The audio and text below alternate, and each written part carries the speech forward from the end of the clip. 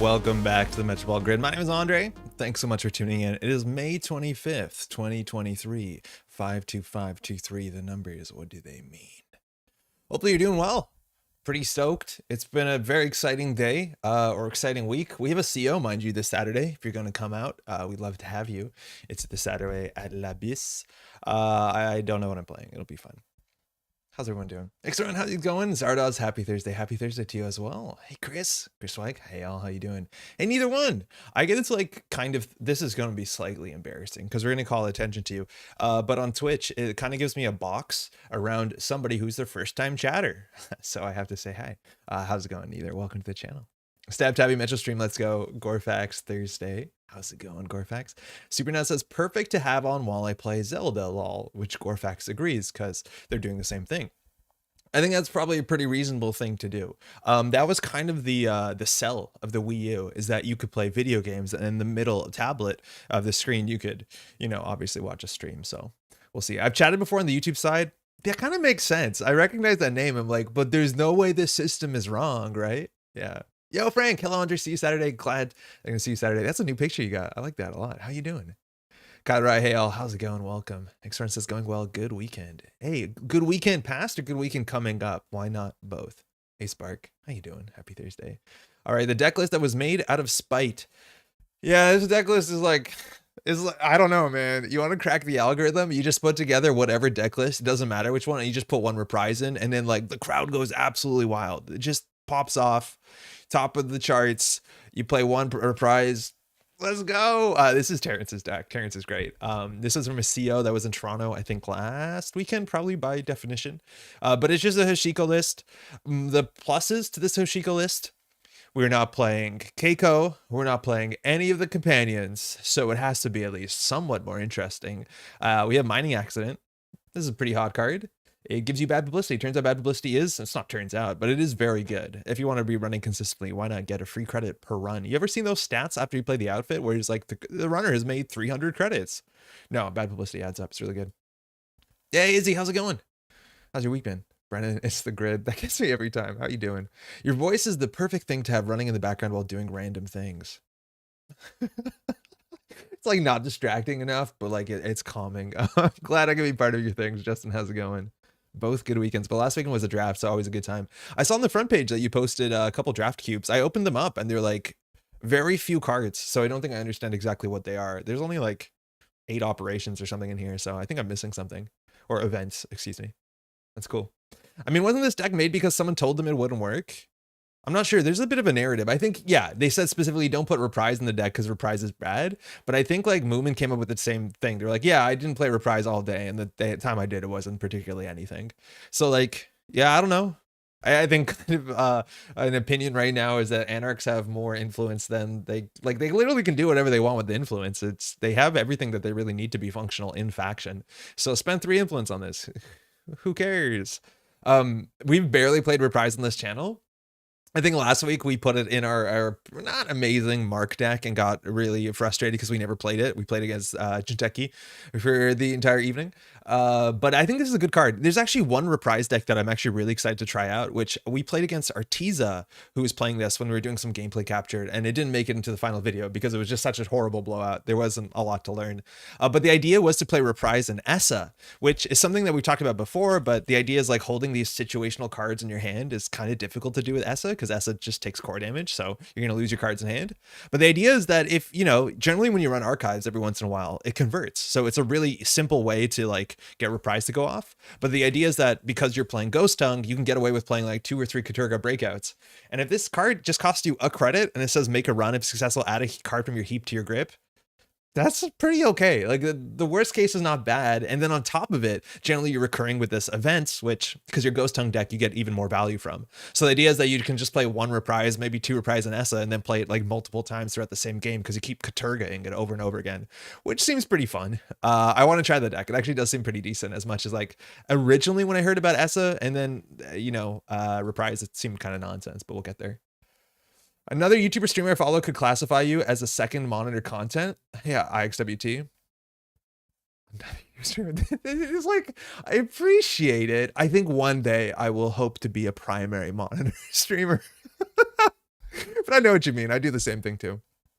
Front page of what? They're on Netrunner DB. They're up here in the top right corner, right underneath my head. And speaking about underneath my head, shout outs here. Ocean actually just sent me an email. I got to respond. Nice little email basically saying thank you because they just won Swedish Nationals playing a deck list that we put up. Motorcycle. Says the exact same thing. Basically playing the deck that we published, Auto Dialer. We don't publish our own deck lists, unfortunately, on Netrunner DB. I feel like we should, but if you want to watch this deck in action and an explanation about how we built this thing together, it is on the YouTube video, just maybe the last video we've uploaded. But they did quite well. Taking the finals, 2-2. Probably not the best standing for this deck itself, but it did work when it mattered, which is great. And in the write-up, they call out certain things like there's a lot of flexibility you could get to this deck. Maybe you want to remove 1 Missed Bones for 1 Docklands Pass. And there's a lot of flex slots in these decks, right? Like I think Criminal is actually definitely you have a lot of tools that are more flexible in certain situations. I'm playing 2 Missed Bones in this version because I just don't want to. Oh, there's Ochan. Hey, how's it going? Just sent you an email about it yesterday. I played your Auto Dialer. Yeah, just in time. Hey, congrats on the finish. That's fantastic. I think 2 Missed Bones was originally in this list because I'm just terrified against playing against Jinteki assets, and this is one of the best things to get early. Outside of that, I don't know how good the matchup is. I haven't played it a lot, so I don't know if this is going to save the matchup or not. But if you're finding yourself, and if you watch the Auto Dialer content we put up on our channel, we never played Missed Bones. So it's very easy for you to go to your way to play something in a slot that would help against, you know, what more of your meta you're expecting. If you're playing into a lot of like fast advance, which is pretty popular right now through outfit, through, sports metal, stuff like that. There's a lot of things you can do. Ochan suggests playing Docklands Pass, which I think is phenomenal. It's just a pretty good card in any matchup, and it gets you more HQ pressure, which helps you suss out those agendas. And then there's a bunch of other like interesting options as well. I wouldn't be too surprised if you could get away with playing some amount of Embezzle. I think this card is just so fun when you're playing into like NBN that's holding tag punishment stuff into your hand, which you're pretty strong against anyways. But just like embezzling events or operations from corporations into fast advance, it does something and it gives you a lot of money suddenly, which helps with this deck that generally wants money to set up. I think also other big tech stuff, you can play Inside Job or even Boomerang, which is something the deck doesn't specifically have and I think could appreciate because you're a bit slow to set up. And if you're getting fast advanced out, this is a nice way to deal with it. So you can contest the early servers from like the outfit, which I don't know if it's a great matchup, but huge shout out. That's sick. There's a lot you can do with this deck. Really fun. Very, very fun archetype. So good stuff there. Hey, have her fun too. Yeah, this deck was super duper. Played on AMT, made a bunch of misplays though. Yeah, I saw you there. It was like the second finals. I saw a couple last rounds. I had no idea that the AMT, the accelerated meta test this last weekend, was basically just Friday night until like 3 in the morning. And if I realized that, I probably would have played in it because that's actually a time zone that kind of makes sense for me as much as I think it was more for like Asia Pacific. Congrats, have her fun. I watched the games. I think the one game that I saw was you versus, was it Sokka? Which is definitely an intimidating opponent. I think you, what did we see? I think there was like some diversion of funds on HQ that I don't think the math lined up really well, but otherwise it was really cool. I think you had like the sickest start, which was like turn 1 rogue trading into, what's it called? Rogue trading into Citadel Sanctuary. And I was like popping off. I'm like, let's go, let's see some Nexus. That's sick. Really well done otherwise. That's great. Embezzle would have been great against the fast advance matchups. It's a really cool card. I think Embezzle was actually like a pretty reasonable meta card at Worlds last year because like all the NBN decks were just holding stuff in hand, like punishment. Like all the Drago decks were holding all their punishment, all their recursion to some extent. And then it's like not the best against Jinteki Personal Evolution, but it's pretty good against fast advance. It's good against outfit, good enough at least. They hold the audacity. You'll get it. I totally missed AMT. I guess I got a VOD to watch now. You can watch the VOD, and on top of that, you can watch Sokka. Sokka streamed his side of it, and he went pretty far. He made it all the way to the finals, so you can see Sokka's thing. You'll only be seeing Sokka's playing Sokka's decks, which that's good, and Sokka explains what he's doing, which is fantastic. But you have like 2 angles at it, which is like you're kind of spoiled. That's great. Let me catch up. Something to aspire to. Gotta farm the Netrunner DB reputation. Actually, how's it going? You really do. Like, I'm out of deck slots. Like, it's been a while. And the more like people interact with you, the more deck slots you get. So I think that's important. Hopefully they load collectively for others. I just published a limited decks for ABR, so they're there for posterity. Oh, are those like decks that were drafted? That makes way more sense. That's cool. Hey, the Narendale, 100% no pressure, but I remember you saying a while back that you were planning on doing a video on action windows and timing and all the nitty gritty stuff. That's still on the agenda. Definitely is. That is the next like long form piece that I want to put out because it's a bit of work. So generally I'm balancing between doing deck dives and long form stuff. So I think I need to do 1 or 2 more deck dives because they're a bit faster to put together as much as they're not fast. I thought I'd be able to record tomorrow. I don't think I'll be able to. So we're going to try and get something out sooner than later. But the next thing was going to be the timing window. We're definitely going to get that out before the competitive season, this like the heavy competitive season this summer for those who want to like pop into nationals and stuff like that. We'll have that down, but that's like the next big topic I want to tackle. So 100%. Sorry it hasn't come out yet, but like, oh man, things are way slower than I always think they're going to be, for better or for worse. Hey, Billion, how's it going? Hey, folks. Hey, Andre. Hope you're doing well. Bigger number, better person. That's it is. This is your social merit score. If this goes up, you are better at Netrunner. Let's get this in. This is just like a Hoshiko deck, and if we play Reprise, that's fine. I shouted this out that this Hoshiko deck is in some ways more interesting, and it's only more interesting on the basis that it plays less of the boring cards, which are companions and the console Keiko, which but otherwise, we have most of our economy. Well, liberated counts, daily cast, fantastic fermenter. That's what we're going to get. If we can land a mining accident, that's something we don't exactly have control over. Generally, if we can get a corporation to overextend, you can get this to fire pretty consistently. I wonder how good this card is in the meta modernly if you're playing into a fair bit of the outfit, which is pretty popular right now. If you're playing against fast advance decks like the sports metal that's trying to win on turn 8, turn 9, I don't know if you want to do this. But otherwise, we're 45 cards. We have 2 moshing to get a bit of consistency for draw, which is generally like the thing you want to solve with Hoshiko. We're not playing anything like Gachapon. We have the steel skins, of course, and we have no other card besides card draw besides Hoshiko and the one of DreamNet. And I think DreamNet's like so good it could easily be a 2 of in these Hoshiko decks. But yeah, slots are hard. That's for sure. And that's why we have the Reprise in there. Shout out to Terrence who won the event. Terrence is great. Hey, we're actually going to play a Reprise today. Solmir, firstly, yeah, congrats on your finish recently. We're going to actually play the deck as well that you played, that, you know, Whiteblade also wrote up. But yeah, we're going to have to play Reprise today. Maybe there's a chance that we're going to play against Jinteki and we're not going to play it. By, yeah, fundamentals. It seems important. I need to import this. Yo, I was getting a bit, unfortunately, you know, like salty enough as of last week when we played against Jinteki PE, the sort of like grinder game. And like I looked through the replay, we took 31 net damage, I think the number is, by the end of the game. And like that's the sort of deck like there's definitely a lot of ways to play the Jinteki matchup, but in that sort of matchup or that specific matchup, our opponent like didn't do anything very proactive. It was just kind of like, okay, anemone off centrals and then hold on. And even in that matchup, which again, like it's kind of on us considering we didn't play anything like Stargate or any sort of like pressure that would actually close the game out a bit faster. took 31 net damage. I can't write this name. This name is technically, I think it's against the Null Signal Games code of conduct. So we're just gonna write that in instead. So we just go to 62 Hoshiko. I think that was played at AMT, was a 60 card Hoshiko. And like, I don't understand it. It doesn't seem right to me. And you even saw in the finals, like some problems came up. It was like just not consistently getting the cards you need up in the matchups that are the fastest. So I don't know. I need to be convinced. Not that like anyone has to convince me, but like, I don't think I've seen a strong reason why 60 card Hoshiko makes sense unless you're getting ground out. Maybe that's why 31 net damage later. Who knows?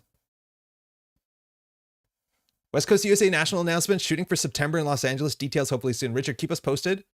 We can definitely shout that out. I think the West Coast Canadian Nationals has a date that I've seen. I don't know if it's officially announced. And later on today, after we play this deck, we'll talk about Canadian Nationals on the East Coast in Quebec, in Montreal, the one we're doing, because we actually technically have a date now in a soft way.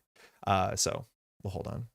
Hey, Dan, how's it going? Good evening. Heard your interview from Mansion Runner. It was sick. I liked it. That was on, what's it called? On Neon Static. It was really good. Mad jealous just inherently about Mansion Runner, maybe next year. But it's that was a good interview. You're keeping the interview on track, which is really funny. And that's like not a dig at the Neon Static folks. I really like the stuff that they do. But it was really funny because I think you had to go off to do stuff to like set up the draft and stuff. So like you were the one pulling it back on track, which is like just a funny look. It was great though. Let me catch up real quick. Reprise on a charged Keeling seems fine. Yeah, but then like what matchup? Okay, against Kentucky PE, maybe you steal an agenda and then maybe you keep it in hand and then maybe you reprise the Keeling back to hand. But like, how can you steal an Obakata and then like also reprise? It's like impossible. Doesn't make any sense to me. July 15th for the West Coast Nats. Also have a post up on ABR. Okay, cool. That's official. That's what I heard. And Solomir, I said to the West Coast crew that I'd update you when I had a date on the Nationals. I'll leave a message after this stream. I need to make plans for Canadian Nats. Dan, you gonna make it up? I told the whole house we were drafting. Yeah, no, it made sense. Dan, we have basically a date for Canadian Nationals. The problem is like the store said I could say what the date is, but we don't have the ticket page up. So like, I don't feel like it's 100% official, but August 26th, 27th, the last week on August will be Canadian Nationals here. We'll talk a bit more about it after this. But I'll be more confident and excited to show y'all when we actually have the page you can buy tickets. But they basically blocked that weekend off. And right now they're waiting to get like all the copy and all the art so they can make an event page on their website. But otherwise, August 26th, 27th, we'll talk about it one more after this. I am on the stream. Well, welcome. So this is probably the fast advance op. That's my guess that we saw that was the other deck that Terrence played, the one from last week, which is on Double Biotic Labor. Our opening hand has Amakua's like, I don't think we're going to see any hard Amakua punishment in the up deck. They're not very good at icing up archives. Double Hippo's nonsense. Early Stargate's nonsense. Early Daily Cast is fine, but we can do better than this. Nats is actually closer to my house than the Nats I'm running. Yeah, I've heard that a lot from the East Coast folk. I think like Montreal is closer than Philly to like Boston. I don't think New York. I think New York is closer, but there's a whole bunch of people, at least in New England as well, that Nats is the closest Nationals. And we'd love to have y'all. Catch on. Hey, Chili, how's it going? Welcome. I think organized play rules are that the deck needs to be able to shuffle in reasonable time. No hard rule deck limit. Out of morbid curiosities or deck limit. No, there is no deck limit. There was actually a deck where some clown went to an event with like the biggest deck you could play. And as long as you can make it sufficiently shuffled in a reasonable period of time, you're allowed to get away with it. But yeah, I went to events with 112 cards max decks for a long time. It was annoying to shuffle. We generally piled it up. Border control on HQ, we're pretty happy with that. That will fire. But we were expecting something like an Afshar on HQ, which is kind of a nightmare for us, barring if we can get through with what's it called? I guess this could become an Afshar, but if this is here, this might mean that they're a fast events deck because just is generally what they need for a remote server. So we just want to make sure that they don't have the money to set up a remote server. We have a Botulus and 2 kinds of ice in our hand, which is pretty good. I think we can just send the Bravado and R&D. If there's an Anvil res tier, I think we're pretty happy about it. Then we could draw 1 and maybe discard the paperclip, but this will become something else. That's for sure. What do you think about FFG dipping their toes back into competitive card games? Oh, like the Star Wars thing? Mouseless, that's not easy for us to deal with. That's a bit of a bigger question. It's going to totally derail the game, excuse me. I'm pretty pessimistic generally about like these new competitive card games like Lorcana or like the Star Wars. I don't know much about the Star Wars CCG that FFG is putting out, but to me, it always feels like these games are not backed by somebody having a really fantastic game. It's more about like, hey, this is something that we think is good enough that can produce a lot of money. I think licensed CCGs, like license on top of, you know, the idea is like basically every Star Wars card game at some point has got canceled, right? Like that's just how it works. Licensing fees are expensive. Games are only as successful, especially collectible card games are as successful as they are wide. So it's very easy to be pessimistic about it inherently because it's a CCG, let alone a Star Wars CCG. It's like not for me, and that's totally fine. But yeah. All right, we have all our breakers. Let's just try and set up and do Hoshiko stuff. They didn't res this before, and they might have had hedge fund in their hand, so they didn't want to duck too low. So we can't really get a big read about it. Maybe it's a Stavka. I think we can just set up here with some money. Running archives here, again, we just want to make sure we're accessing a card a turn because of Hoshiko. I did forget about that. And then here, I think we can draw one, maybe drop the Hippo. That might make them double ice this with the Mouseless, but we want to get all our things in the bin. Oh, Dream Net's so good. Again, the one up in the deck. So let's just, we have all our breakers. That's good enough. Kat, I'm doing well. How are you doing? I'm overwhelmed by chat. Excuse me. It's going fast. And I'm trying to focus on the game a bit. I need to do both. How was your event? Technically, your deck is limited by the number of legal agendas. Yeah, there is a limit. Where are your installs? I am playing an Anvil like so hard. Yeah, there's no limit. Is lore kind of competitive? I think so, yeah. I think it's trying to have organized play. And it's going to be, it's a 1v1 game, right? I love that ABR lets you submit photos and videos. I wish it would let you submit replays. Oh, that's something you can maybe suggest. I think you can. You can't. How to distract anyone? Has Alice seen much play recently in Standard? Almost no play that I've heard of. I think we saw some Alice Apocalypse decks over the last like couple months or so that they were like, you know, doing okay. They were not amazing. I think I posted an Alice list. I know Eric from what's it called from the Neon Static played it at an event. I don't think it went really well from him, but I don't think Alice is seeing play over, and that's kind of the issue. It's like generally when it comes to Anarchs right now, the good stuff, regular Anarchs that just like stick the consistent packages generally work a bit more. And now too, if you want something a bit more disruptive, ESSA has kind of just taken entirely the shoes that what's it called that Alice used to sit in. All right, we'll just put these two down and run. This will be good. Lorcana will have organized play. It's a mouseless on remote server. You don't see that a lot. Now, we can't really hippo this. We're just going to let that fire. Ideally, it trashes our MK Ultra, but this has cost us 3 to install our breaker and then like 6 to break most of it. So we just generally put a botchless on this and wait. But this is the sort of ice a lot of people call taxing ice that, barring while they could triple advance it, it generally is the sort of thing you see on central servers because we can always get through this if we want to. So we won't start now. That technically hit a sure gamble. Like that is a bit of an expensive hit, but we'll see what this is. We're assuming Rashida. Maybe it's a Spin Doctor. It's a Malapert Data Vault. Okay, so this does seem to be the deck list from last week. That is pretty expensive, and it's pretty easy for them to get value off of this by just scoring out a hostile. And when they do that, I don't know what they pull from their deck. 4 is a lot here. We have to clear the tag as well. No, I don't think we will trash this. We'll probably regret it, actually. Go down to 9, and then we clear the tag, we go on 7, then we draw a card, we're on 6. If we don't draw our Fermenter, our economy is in a really bad spot. I'm not going to trash it. That's in some ways wrong. From what I understand, they're sort of targeting Pokemon level complexity in audience. No, that's cool. Pokemon's a cool thing. Oh, they could have rezzed it. You definitely want to res the Malapert there because you gain a free Spin Doctor or a free Rashida if you want to. So that's the big thing with op, right? Like you want to trash face-up cards to get the op ability. Here they played Extract for 6, which like, yeah, it's good. Oh, there, you want to res it?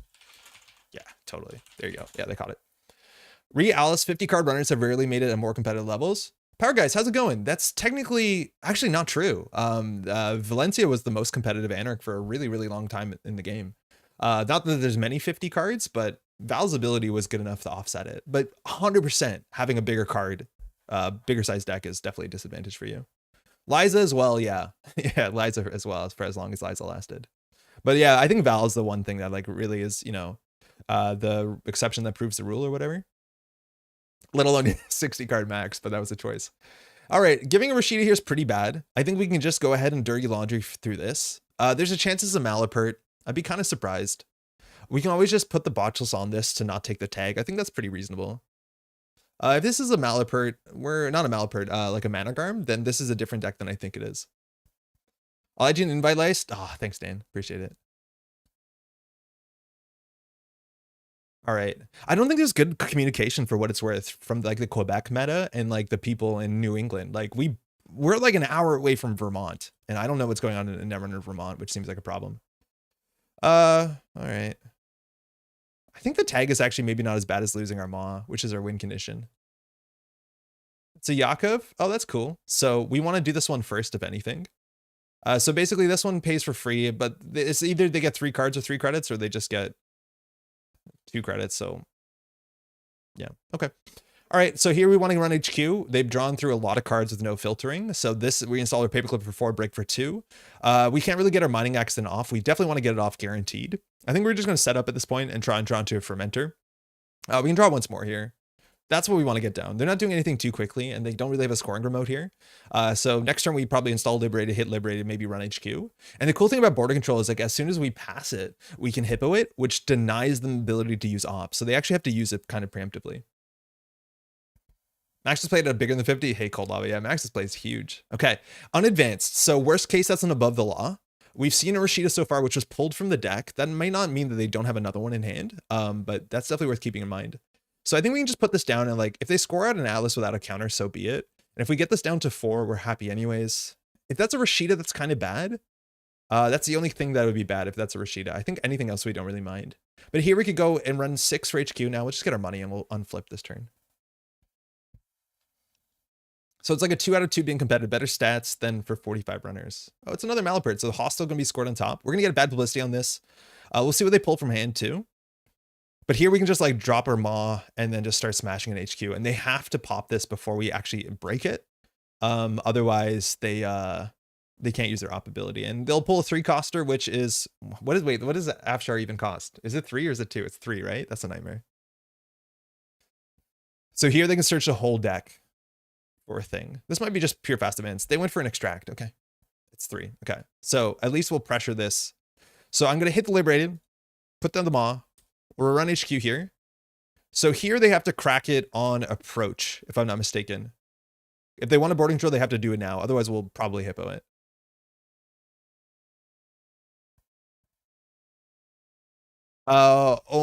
Yes. On approach. So you have to do it now, I believe. I'm assuming they're the mad combo. Oh, like the sort of list. So like Sengram published his list. I think it was only on 1 Malapert, but yeah, you're right. They could be on the sort of combo deck, which is, but they pulled an extract. So for that, they basically need mutually assured destruction. They need a 4-coster rezzed, which they do have. And then they can actually, in theory, if they have all the stuff in hand, kill us on this board state. Yeah, that's potentially an issue. So I think we probably just end up botchlessing this. We can't really afford to do that. I'm going to run R&D this turn just to try and get the Maw trigger. We're not too worried about most face checks. Like Anvil is annoying. Hippo's annoying. Okay. This is fine. I think we actually do just Hippo this so they can't pull another thing out of their deck. Yeah. Now we have an open server here. Above the law, that's nice. Unfortunately, we don't get our Maw trigger, which only fires on a turn that we don't trash or steal. But we want to get this Maw to fire every turn as long as we can, just to keep them off the combo. So here they could easily extract the Mouseless. I think that'd be fair. The 3-coster they get on R&D is probably a Sandstone. Okay.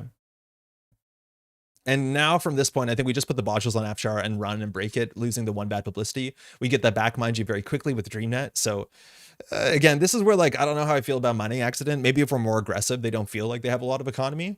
And then this can land a bit better, but having 2 bad pub would be pretty nice. Okay, that's good there too. All right, we're going to install a Hippo, run R&D. I think that's it. We're going to have 7 credits with bad publicity. That's probably good enough.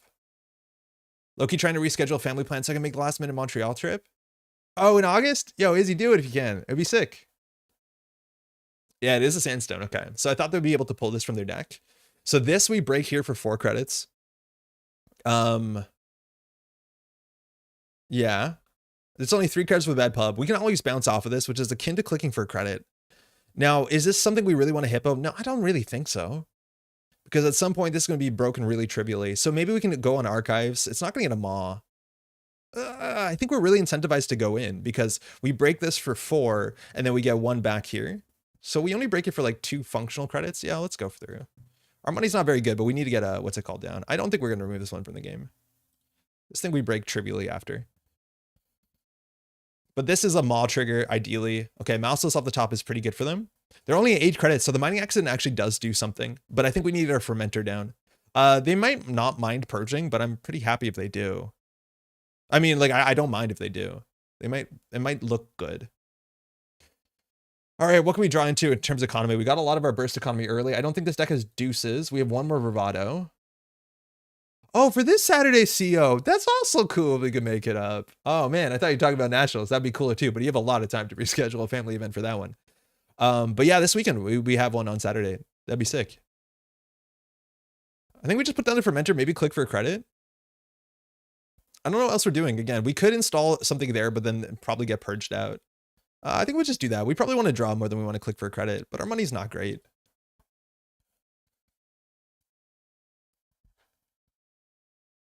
Yeah, this is our CO for the month on Saturday. I think there should be something up on Always Be Running. All right, so we know they have in hand the extract. At this point, they're extracting force for 3s, so we'll see how bad this can be. If that's an archer, like, it's not too bad for us. We're actually pretty happy about that. That's like, or the Stavka would be the worst case, but we can just lose these. It's fine. But this is where like we run archives, and if Dave spends like 4 credits resing this, we can play 2 mining accidents, and then we're like all bad pubbed up. We're all bad pubbed up. Hey, no worries. We're getting our card draw, which is good. DreamNet recurs it, so like just cheaply running archives is great. At some point we want Amakua, but at that point we probably get purged out. But at least that slows them down.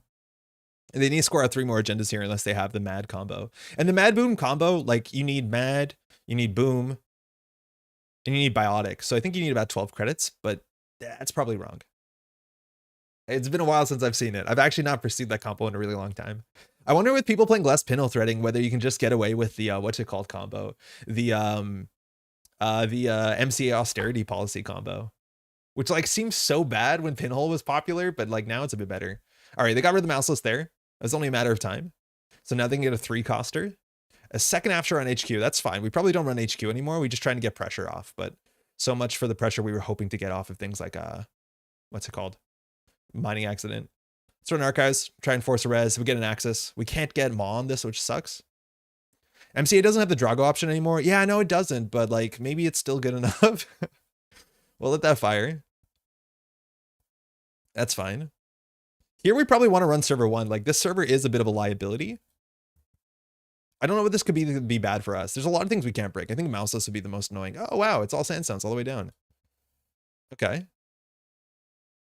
So here I think we just install daily cast, click for credit. We'll flip out. But next time we go back, this is going to be 4 strength. So, Summon Stargate. We can't even really afford it, but at least we kept their money down away from combo. Maw plus DreamNet, yeah, those runs are good. I think our runs are so valuable here, we probably actually want to send for it. Oops, all sandstone. Yeah, I'm okay with that. Like one single botulus just solves this. We probably should just commit a botulus to this sandstone once we find out what this is. But if this is a botulus outside of R&D, we have to like probably hippo it or botulus it. So I don't want to commit to this as botulus too soon. Because again, once this goes down in strength, like if we just spend a whole turn bouncing off of it, it costs free to break. Free is good. So we should run R&D there to force res, I think. But we can just run this, right? We can't just run this. Let's just start with R&D. Let's just try and keep their money down. Again, they definitely have like a bunch of agendas in hand. Oh, shit, it is what it is. Because look, they've not spin doctors so far. They've gone through 26 cards, so it's definitely in HQ. Yeah, HQ is probably 4 agendas. Okay, that's fine. We have to clear the tag. I'm good, thanks. Break for 3 again. It's 1 bad publicity. We get 1 back. And now the Maw. Oh, there's an archer. If they res that, I think we're happy. So here, unfortunately, they have an archer off the top. We mod an unknown card. We probably do want to just bounce off these. So I think we probably credit clear tag.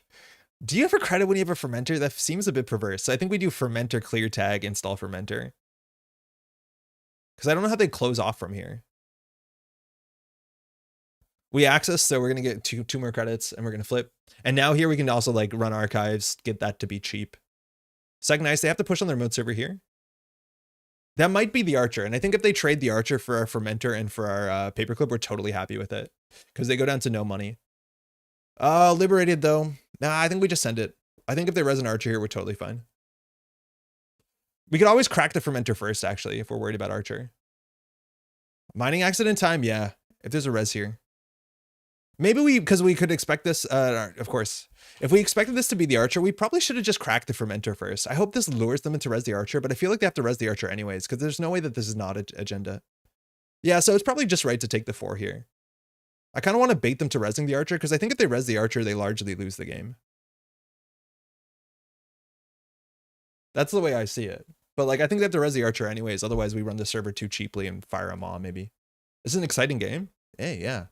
Low credit total games. Again, play the companions. But once we get our bad off with the mining accidents, it might not be a low credit game anymore. Yeah. They're thinking about resing it. It's a hard res. Yeah, there we go. Yeah, there's the Archer. Okay, so MK Ultra, we install for 2, we're on 5, we can't break it. Mind you, to break this, or to break even just the end of runs, it's 3 to get to 3. So you have to boost to 3, to 5, to 7. So it's 9 plus 2, and that doesn't even break, it only breaks half of it. So we're just gonna let that fire. We definitely should have cracked the Fermenter. That's on us. Hey, Mondegreen, how's it going? Mondegreen, you were commentating last Friday, right? Good stuff. They mentioned on a live stream, hey Kato, that they only have cosmetic rarity. All the cards are otherwise equally spread through the booster packs. Oh, in terms of like Lorcana, I think that is really cool. No Banhar? Yeah, take 4 net damage. We wouldn't mind it. Okay, so they're probably going to score out an agenda. If it's just an agenda that looks like this, I don't think we're upset. So here we basically want to run archives and we want to get our double mining accident and then we're set for the game. You'll be in Montreal this Saturday. Heck yeah. Hey, glad to hear. Sorry about your family. But that's sick. We'll be excited to have you. You're 12 minutes behind. That can happen on YouTube. It's really easy to not be on. Oh, wait. Oh, hold on. I forgot I didn't have Paperclip installed. Is that worth? Let's say that we did this tactically. Let's say we did that tactically. I was, thank you. Yeah, no, it was good. Good stuff. It's a long weekend. We're doing something Sunday or Monday. Oh, super cool. No, that's fine. Hold on. So we install for 4. We break for 3. Nah, it's fine. It's all good.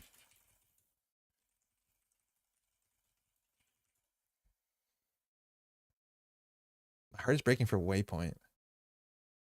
Like the Vice Waypoint? Oh, there's actually a Star Wars TCG. Oh, excuse me. I like that model a lot. I do wish rarity was attached to alternate arts, not like access to a card.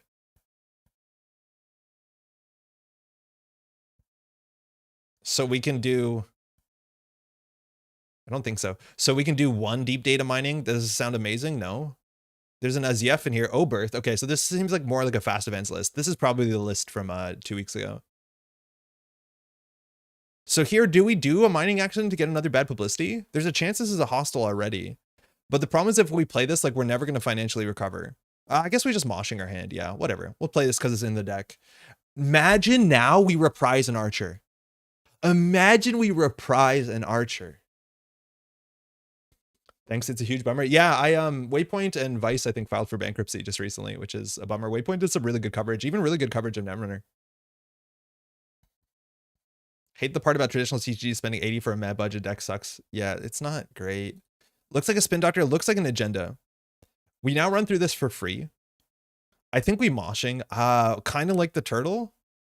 It'll be a minute, but like the purge here is really sweet. I really wish we cracked our Fermenter. We probably should have done that.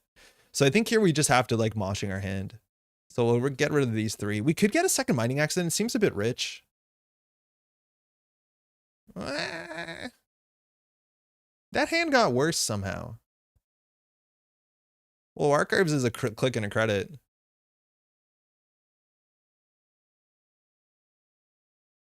Excuse me?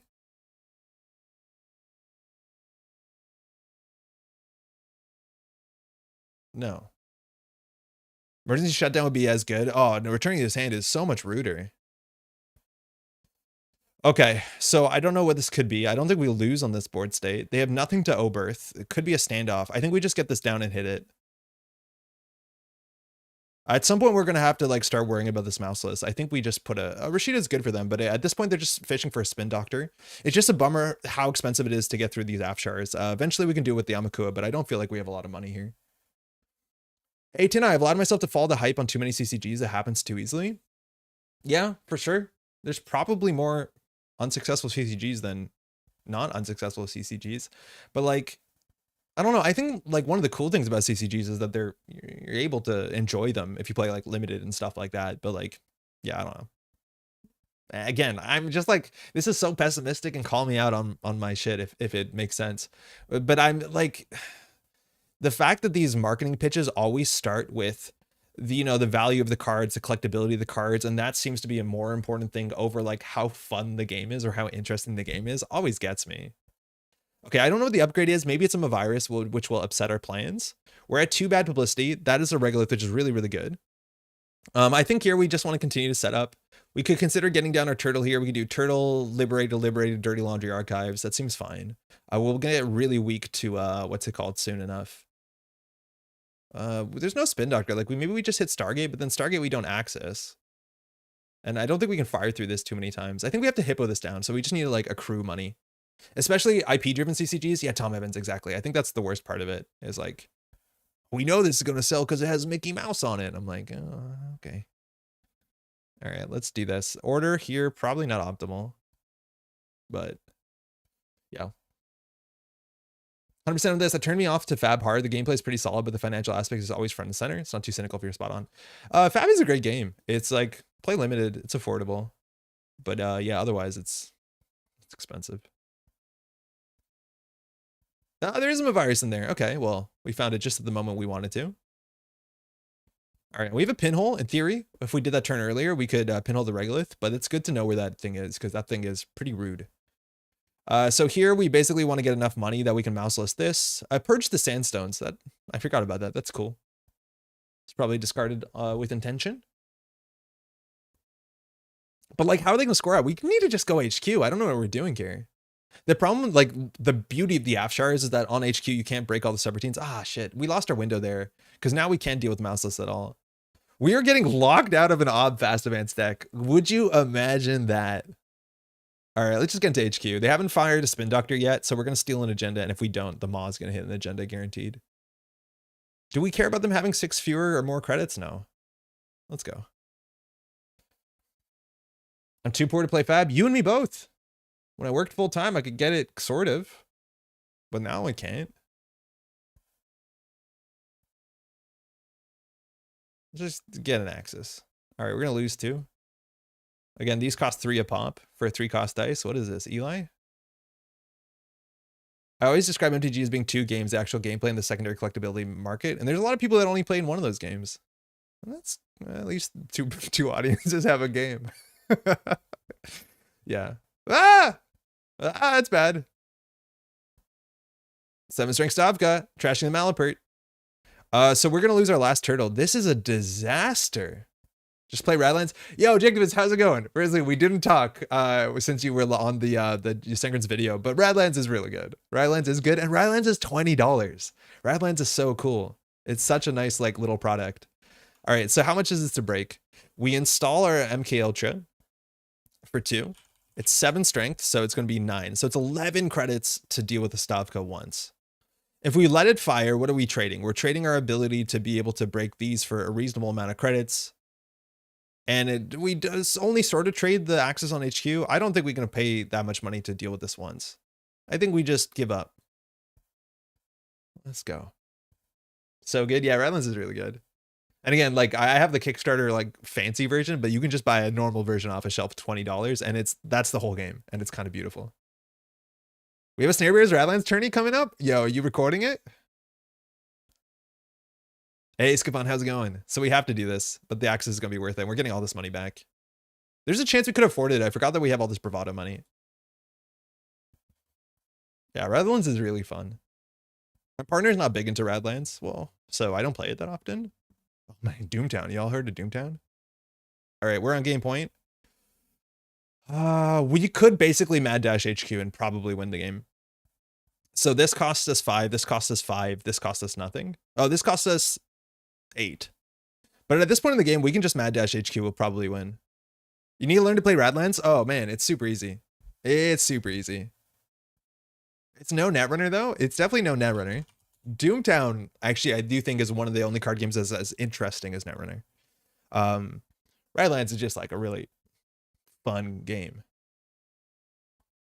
Okay, let's talk about it. They definitely have agendas in HQ. So they've drawn through 34 cards and we've seen 3 agendas, 4 agendas, mind you.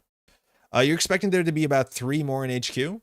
We've seen not a spin doctor for days, but here, click the reprise. Jeff, how's it going? I wanted to talk to you because I watched the end of your VOD last night and you getting to some really deep discussions. It's very interesting and it's obviously something I think all content creators struggle with. Man, we're not playing Reprise in the bottom 8. I don't think we have to mad dash here, but we could. Y'all just want to see Reprise, right? Yeah, draw for Reprise. Oh, fuck. Oh, shit. This is how we win. We're going to do it. Choose a corp card to install it to add to HQ. This is cheapest. Run a server. HQ. Terrence, this is for you.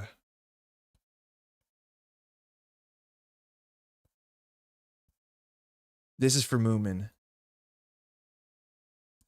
This is for the game here. There's no way there's not. Oh, unfortunately, the worst part is we add the Afshar to HQ. I swear if we access the Afshar, I'm going to be so upset. We don't really have a reason to break it. It costs 5 to break, and otherwise it just does 3 of damage, so damage it will be. I have so much Doomtown and no one to play with. There's a Jinteki on that for Doomtown. You can play it online. It's good. I've never played it. I assume it's good. No!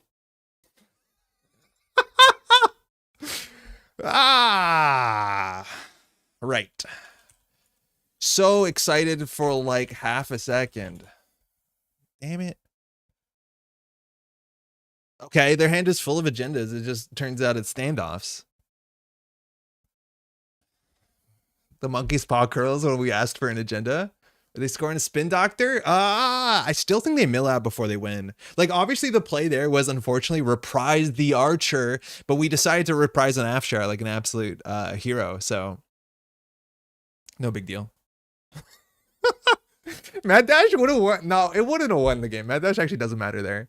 But really funny that like reprising the archer is the game winning play. That was like the game exciting play. That was the exciting play.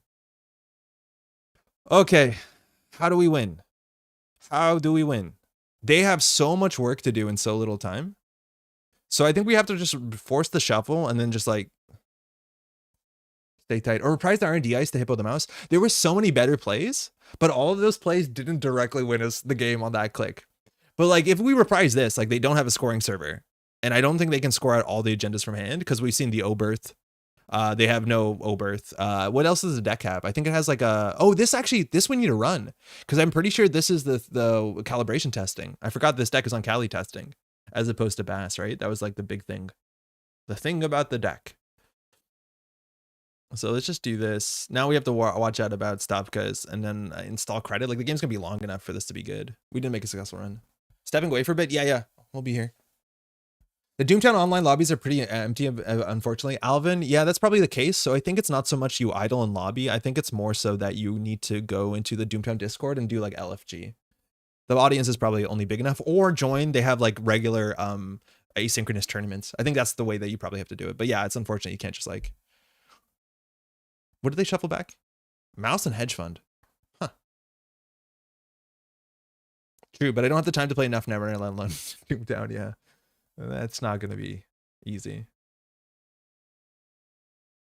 All right. It looks like an agenda. Did the deck have NGO front in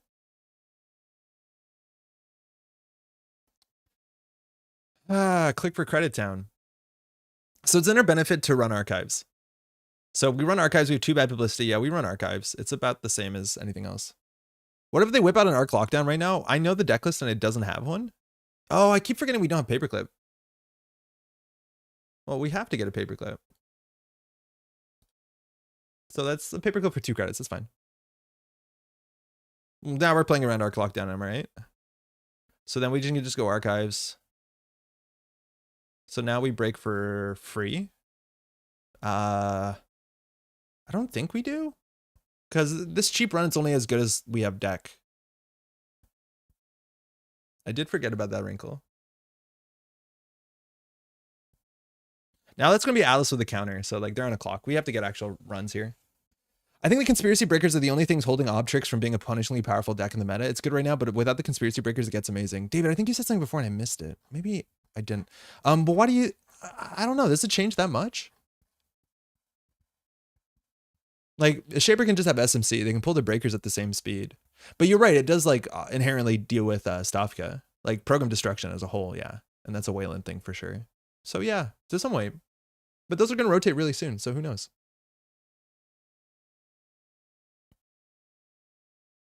I think there's a question here whether they do calibration testing for the for 2 Alice counters or whether they do Alice counter here and push.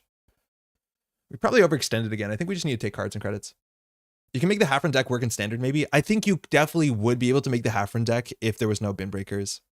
I think you can still do it, but you have to play Arc Lockdown and it becomes... Oh, it's Aziev. Wow, we have to make sure we don't ever have low cards in hand. Yeah, no way, no worries. So they have to trash a card here to score out this agenda, which requires them to trash a card, and then they do 2 meat damage. The 2 meat damage is largely inconsequential. Stargate would be nice, but again, we just run HQ, we win. The Hopper Stop can kickflip just sets a runner back at least a full turn, at least. Yeah. Yeah, no, it's definitely strong. And the thing is, like, the Stavka Halfrun combo against Criminal, you just win the game. So there is at least 1 in 3 factions where it works. Criminal's going to be more popular with Enter going down. It's going to get punished hard by Rig Shooter. Yeah, and I think it's actually kind of hard to tech around that. There's like no easy slots to fight against Rig Shooter. Besides, arguably, if you play that really bad 1 influence 3 cost neutral hardware that I have been kind of poo-pooing now for feels like 4 years. Seg Nexus is like a really nice way that you can get around the combo, but it's the only way that you can really do it. We lost the Stargate, okay. We lost the Mad Dash too, but there's only 1 more hostile in the game, so whatever. Buffer Drive, yeah, that's the one. Buffer Drive works, yeah. For op? Yeah. Can I take back that last click? Sure. In theory, they do it up. They get more information on our hand, but at this point in the game, it doesn't really matter what information is in our hand. But yeah, they want to trash something that is face up to get an op kickflip. Because again, op only works on face up cards. All this Rig Shooter talk, I'm on Rig Shooter, Neurospike, Asmari. I liked your list a lot. I just don't like Neurospike Re-Education. To me, it feels so cheesy. Like, I feel like anytime that I do that and win a game, I feel bad. Right? Like, I genuinely feel bad because it doesn't feel whatever you can decide is fair. And the thing is, like, I don't think pursuing fair is the point of a competitive tournament. Again, optimizing the fun out of game, being bad at Warcraft, all that sort of stuff. But yeah, I don't know. It's a sort of deck that I've never wanted to play. And it's not a judgment call, but it's just a weird one to be like, oh, you're dead now. Oh, Buffer Drive is grip or stack. Okay, so I'm totally wrong. I thought Buffer Drive was just once when a card enters the heap. No, it's specifically from grip or stack, so it does not work. Thank you. We lost the exact same cards. That's unlikely. What did Dave trash? It doesn't say what Dave trashed. Oh, is the upgrade. Weird. I thought that was going to be an important upgrade. There was a period of time I was rolling up to Pub Runner with an old version of that deck. So people could see you coming. All right, so what could this be? For Dave to win, I think the deck had 1 global food initiative, or it had an SDS drone deployment, actually. So the most likely line for Dave to score at is score a drone, an SDS, and then transition into another 3/2 Audacity from hand. So this could easily be in the remote server, a Rashida. I think it gets a bit dodgy here. Running HQ again, we can just crack the Fermenter and probably go HQ. We're pretty sure this is Afshar though into Afshar, which is pretty rough. The deck I think was only on 1 Stavka and 1 Archer. So I think that that's all the centers you're expecting. So I think outermost of R&D is probably a border control or an envelopment. Okay, well, we have 7 and 2 bad pub. So we know that this is going to be 5 strength, so that's 4. Oh, this thing keeps purging itself. That's really funny. So here, what do we want to do? This is kind of tricky. Kind of tricky. I think maybe this is a spin doctor because I do think the easiest way for us to run HQ is to just run R&D and then get a Maw, which is likely.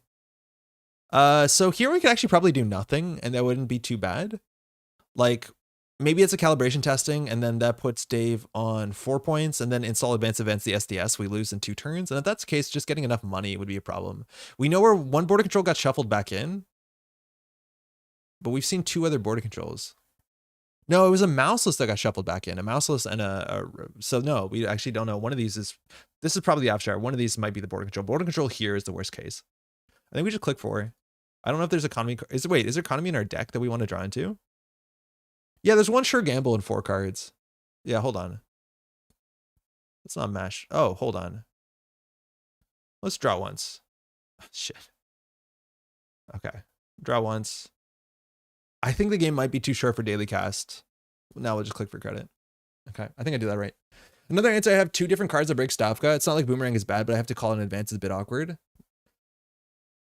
Yeah, Alex, you can definitely do that with things like Boomerang or install 2 killers, right? Like there's ways around it, but like functionally that's not very possible, right? Like pre-installing a Boomerang and guessing is nearly impossible. All right, Blank Atlas. So here the problem is they do install advance and they can win next turn, or they can even do like hedge fund install advance and then do advance audacity. And that's more likely. So here we need to damage the hand. We need to damage. So I think here we just start by running R&D. We probably want to crack the fermenter first. If we hit a Stavka, we don't have to deal with it. And I think this is enough money. But we don't want to overextend because they have to win the remote server. Maybe like at this point they could do calibration testing on Audacity, and we're just hoping we get Maw triggers that deal with this. Bring back Polop. I think Polop is a very interesting card. I suggest Bachlan because it's on demand and deals with basically any cheese that involves forcing ice to fire. I think Bachlan's underplayed. I think Bachlan can be quite good. Okay, we're not going to install Black Orchestra here. So we're going to break 2 of the subroutines. Oh, shit. Wait. Sorry. I meant to break some part of that. That's on me. Okay, that's my bad. I meant to hit the break thing. Okay, so we want to probably run R&D twice. If we see a trashable or stealable, we win. But the idea is like we want to make sure that we don't overuse, but we also don't want to underuse our botchless counters. So we can break up to 2 subroutines. We don't want to give them a credit. Credit's going to be so important. Like they can't res the border control. So that's the most important one, weirdly enough. I don't care about the net damage. I honestly don't think I care about the tag because I'm pretty sure I know this list and it does not have any tag punishment. So if they take the time to trash our dream net, I don't care. Like literally the credit's the only one we want to break here, which is kind of weird. Flip switch works. Flip switch works on approach. Yeah.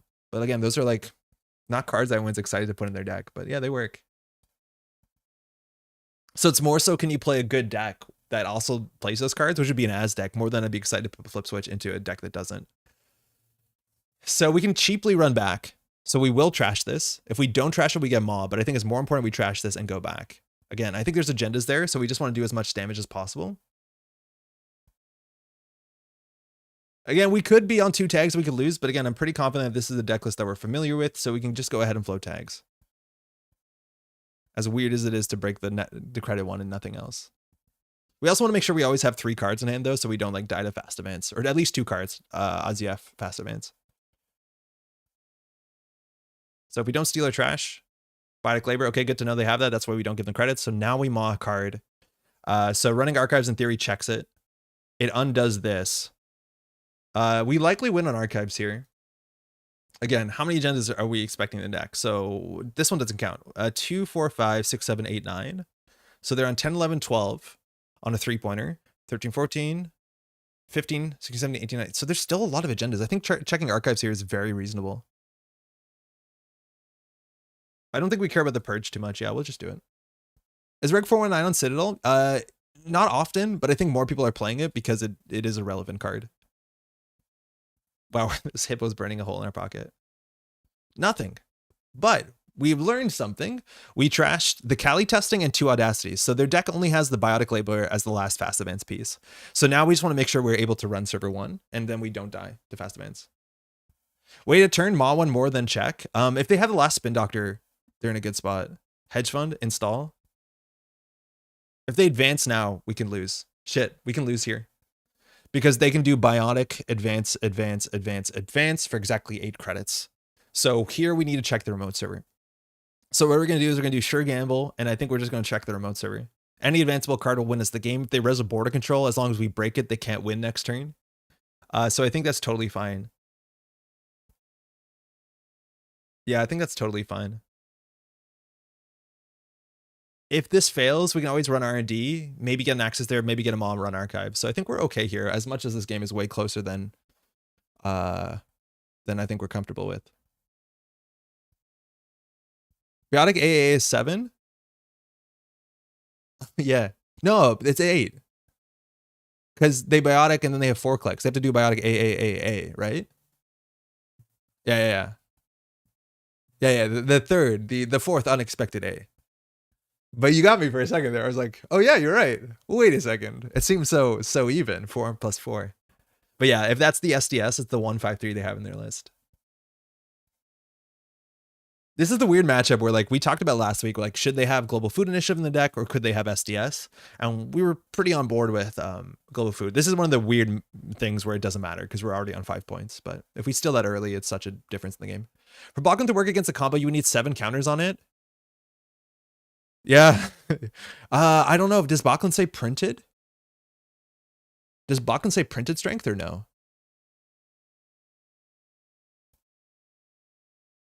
It is 7 is a lot. But like Bachlan charges way fast. It's every run. I don't think Bachlan's once a turn. Bachlan is like way more generous than it you'd be expecting it. I was right in what I thought I was responding to. Yeah. Biotic triple is 7.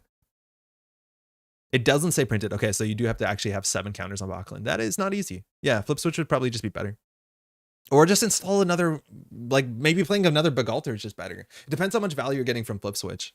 But like just having 2 Begalters is not a dead card in any matchup. You just find your Begalter sooner, which, hey, maybe against a Jiteki matchup, that's like good enough. Yeah, Bachlan's, no, not every encounter. I think it's once per run. Is it literally every encounter? Because that's buck wild. 2 for MK, bump it to 9 to get to 7, another 3 to break all the subs. Yeah. 2 for MK, yeah. And then I have to get it 3, 9. 9 plus 2 to break half. 9 plus 2 to, man, typing to break half of it. It's once per run, yeah. So it's not every counter, it's every run. Which is still way better than you think it'd be, right? First encounter each run, yeah. That's really good still. That's like way better than you think would be once per turn, but it's not. It's once per run. And it's encounter though, so you don't get, it's not on approach, it's on encounter, so you won't get it from D-res dice. But if I trash Paperclip, can you afford to get through Sandstone? Most definitely. So we have to play 11. We have 20 for 9? Yeah, perfectly.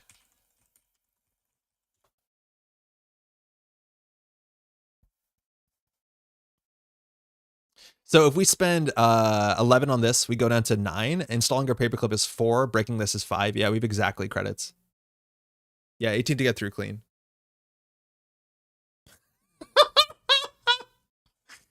Oh, that's sick. Okay, I guess no one wants to win the game now. Okay, so yeah, that's so okay for us. Now it's like very difficult for them to win the game. Oh, my heart hurts. Okay, so we don't break this. We just let that fire, and then we run R&D. Every time I mix up turn and run, I grow a little stronger. Yo, remote and central for me. We're gonna be so powerful at the end of or wherever we're going, huh? Why spend 4 to reinstall Paperclip? We just spent 3 to break 2 more subs. Solamir sends a message. It sends a message. I'm an anarch. I'm allowed to do this. I can be fiscally irresponsible. These breakers, they come and they go. All right, well, we just went off of R&D, right? You're not wrong. No, you definitely should just fully break this at that point. Does Atlas score a hostile? It's a possibility. But then, like, they're only on 5 points, right? Because it's very important that they threw out a 2-pointer for this.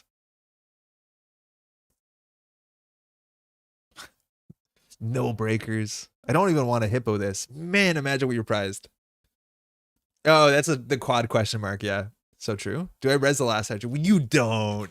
You have 3? Who built this deck, Pat? Yeah, at this point, you definitely do. Ah, they didn't. I would have loved it if they did. Okay, giving them the credit here, I think matters. Oh, don't hit that button. Hit this button. Subtle difference. The text turns out to be important. I don't want to give them credit. We have no respect for snare. We have no respect for damage. If they're on that many archers, they have to be on send a message. I don't know. Maybe they're on send a message sooner than they are on SDS, but like they like to trash your stuff. I don't know. Hard call.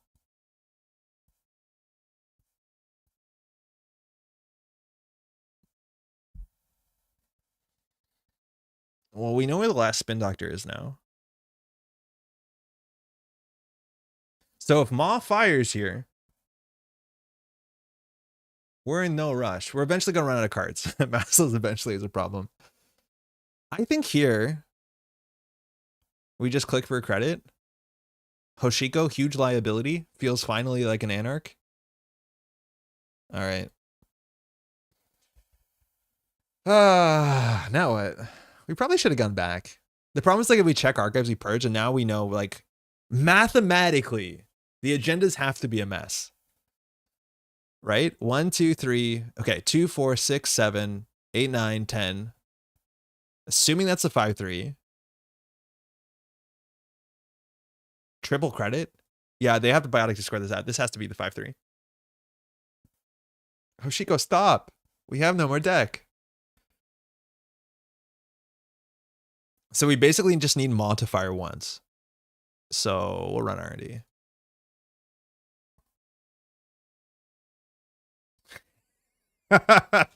Nice. All right. So this is an envelopment. At this point, they still have an extract left, right? 2 Audacies are out. That's sick. Yeah, they have 2 extracts left. I think the deck actually was only on 2 extracts, maybe. So they probably have no extracts left. So we let this fire. They can pull a 4-coster from their deck. I think that's exclusively border control at this point, or maybe a mouseless.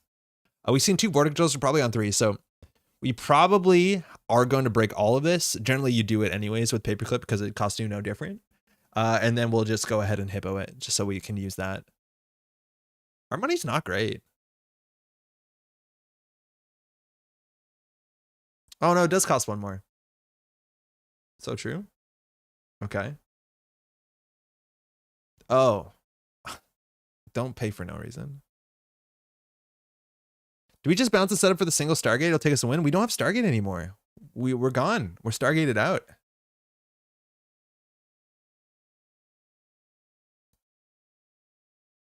I do think the cards are in HQ more than they are in R&D. Like, there were so many turns that they didn't Rashida, they didn't spin Doctor, they didn't do anything like that pushed their game plan forward, which makes me think that they're almost definitely like flooded. You can let them have the ob ability with the trash, just speeds the deck out. Yeah, but if they actually get a border control here, it gets hard for us to win. So I don't think we're excited for it. It also lets us get rid of it, but yeah, and not get another ice there. Like installing another ice here is actually expensive for them. Okay, here I think we want to start preventing the net damage.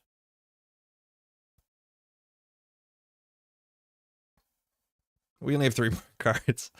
Giving them a credit there is not great, but they're still pretty far away from biotic quad advance.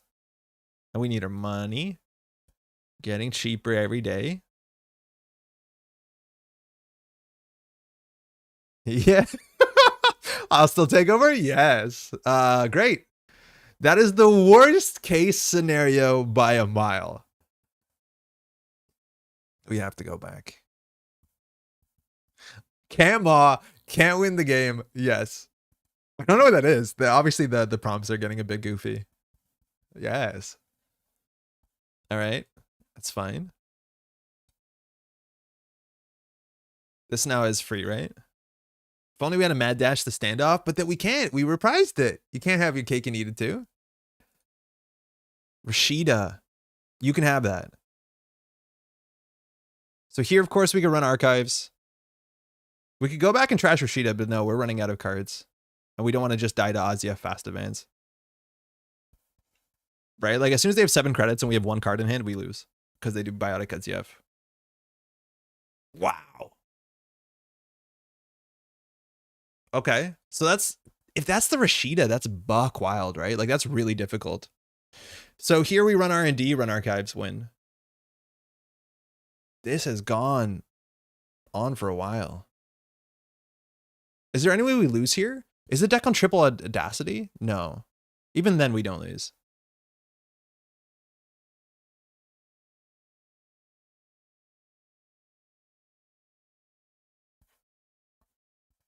Okay, we know their hand has Biotic potentially again. They could have lost it.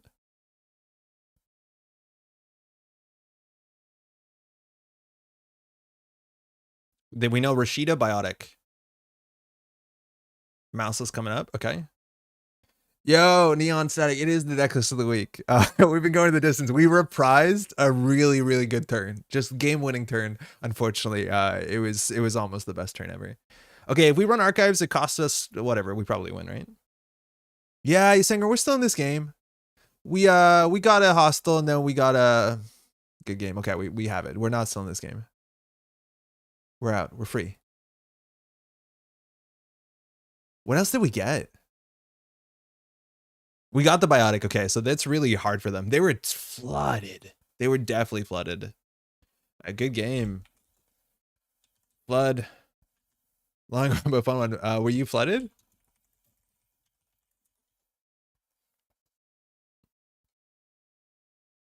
Yeah, that must have been pretty rough for the corporation holding on there. And there you see the number. Like we talked about the bad publicity number.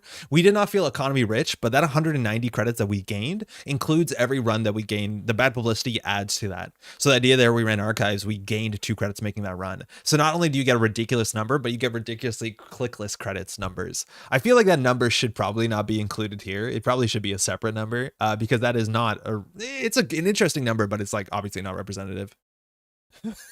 Glacier's back. Game went wrong for me when I think I tried to click out this credits on the RML. Probably should have tried to push out some agendas. What is RML? But there are negative tempo agendas. Yeah. Most of them are, huh? Need a hostile? Yeah. I think there was something this is there to be said about ice placement, right? Like if the border control goes on the remote server and the mouse list goes on HQ, like obviously we can get through the mouse list, but like that's a hard one for us. And border control as Archer, like it's game winning. It's so hard to deal with. Oh, Regolith, thank you. Mining license. Yeah. Did they say they were flooded? Glacier's back. Yeah, some of that ice. We definitely should have popped it fermented before we checked into this. Having 4 more credits was really big. Yeah, I saw that. So I wanted to keep the mouseless. Money minimal. Okay, cool. Anyways, that's this deck. We reprised to victory. I'm glad we actually played Reprise, but obviously for what it's worth, there were so many better targets for Reprise, but that one I think actually won us the game maybe 40% of the time.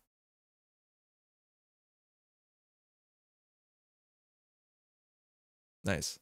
I picked up the Forgotten Age campaign, Stella and Hotel Excelsior. Hillary and I are looking forward to getting to next week. Super excited. Stella slaps. Hotel Excelsior is one of the best standalones, if not the best standalone. And Forgotten Age is amazing. Jankdivis, I think I've said this before, but if you're going to play Forgotten Age, just embrace the Forgotten Age return to exploration rule, which is the exploration deck starts empty. And then every time that you successfully explore, then you add an encounter deck into the exploration deck. The way that they do it in the base game, try it. Definitely go ahead and try it, but I think everyone agrees it's just less fun. Hey, cheers. It's the game, eh?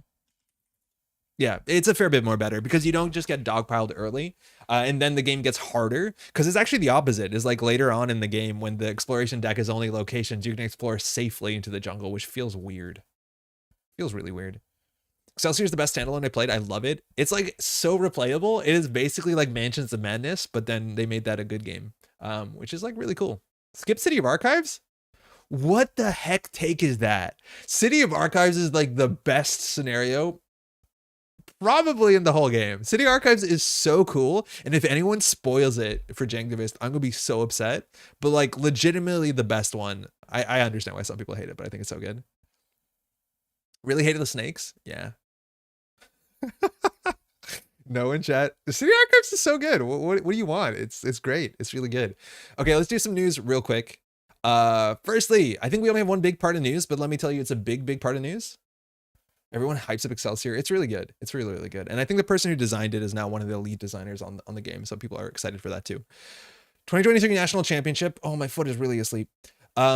This is coming up this year, and I put in a bid to get nationals in Montreal. Fun fact, Montreal has had a pretty competitive Netrunner scene for a long time, but we've never had a major event, just because throughout the FFG era, they always would just put it in Ontario, and it kind of makes sense. It's closer to more people, I reckon, and they generally speak more English there. Whatever. We applied for it and we got our nationals. So there's 2 Canadian nationals this year. One of them is on July 15th. Mind you, you can find more about that on the Always Be Running page. I think Solomir just put that up. So if you go to upcoming, it'll be here. That is in Vancouver, I'm pretty sure. I'm just gonna say British Columbia because I'm probably not wrong there. Mind you, there's also the Cascadia, which is in, I think, Seattle, which will be the next month. But we also have ours here. So I wanted to really come on confidently today to tell you exactly what time and what date our nationals is going to be. And I can do most of that because today I went to the Silver Goblin, which is the store that's hosting the Canadian Nationals this year. And let me tell you, the Silver Goblin is sweet. That's what it looks like. It's an entirely black void. It's a really nice place. And it's in a really cool area of Montreal, which is basically in the area called Place des Arts, which is a giant open space. Cars are generally closed off there, and it's the place where the symphony is there, the outdoor space that has like Just for Laughs and the jazz festival. It's all there. It's like a really nice place to go to. It's very easy to transport yourself there with public transport, and there's great food, and you're downtown in Montreal. It's amazing, close to Old Port, all the good stuff. So this is going to be here in Montreal at the end of the summer. We have a date. It is the 26th and 27th of August. That is the final weekend. However, I do not have, eventually we will have, very soon we'll have the Silver Goblin ticket page where you can go online and actually book your ticket. And I was hoping to have that today, but unfortunately it's not. We have to do a bunch of like copywriting and get all the graphics and the Facebook event that Silver Goblin people are helping us with, but we don't have that right now. So I was a bit nervous to say the date yet because it's technically not like official an event yet, but the people at Silver Goblin said like, you can say the date. It's locked in. We're not booking anything else on that date. You got it. But I will definitely be updating y'all, and I'll put out a short video on the channel talking about the date and the time when we have an actual event page where you can go and actually buy your ticket.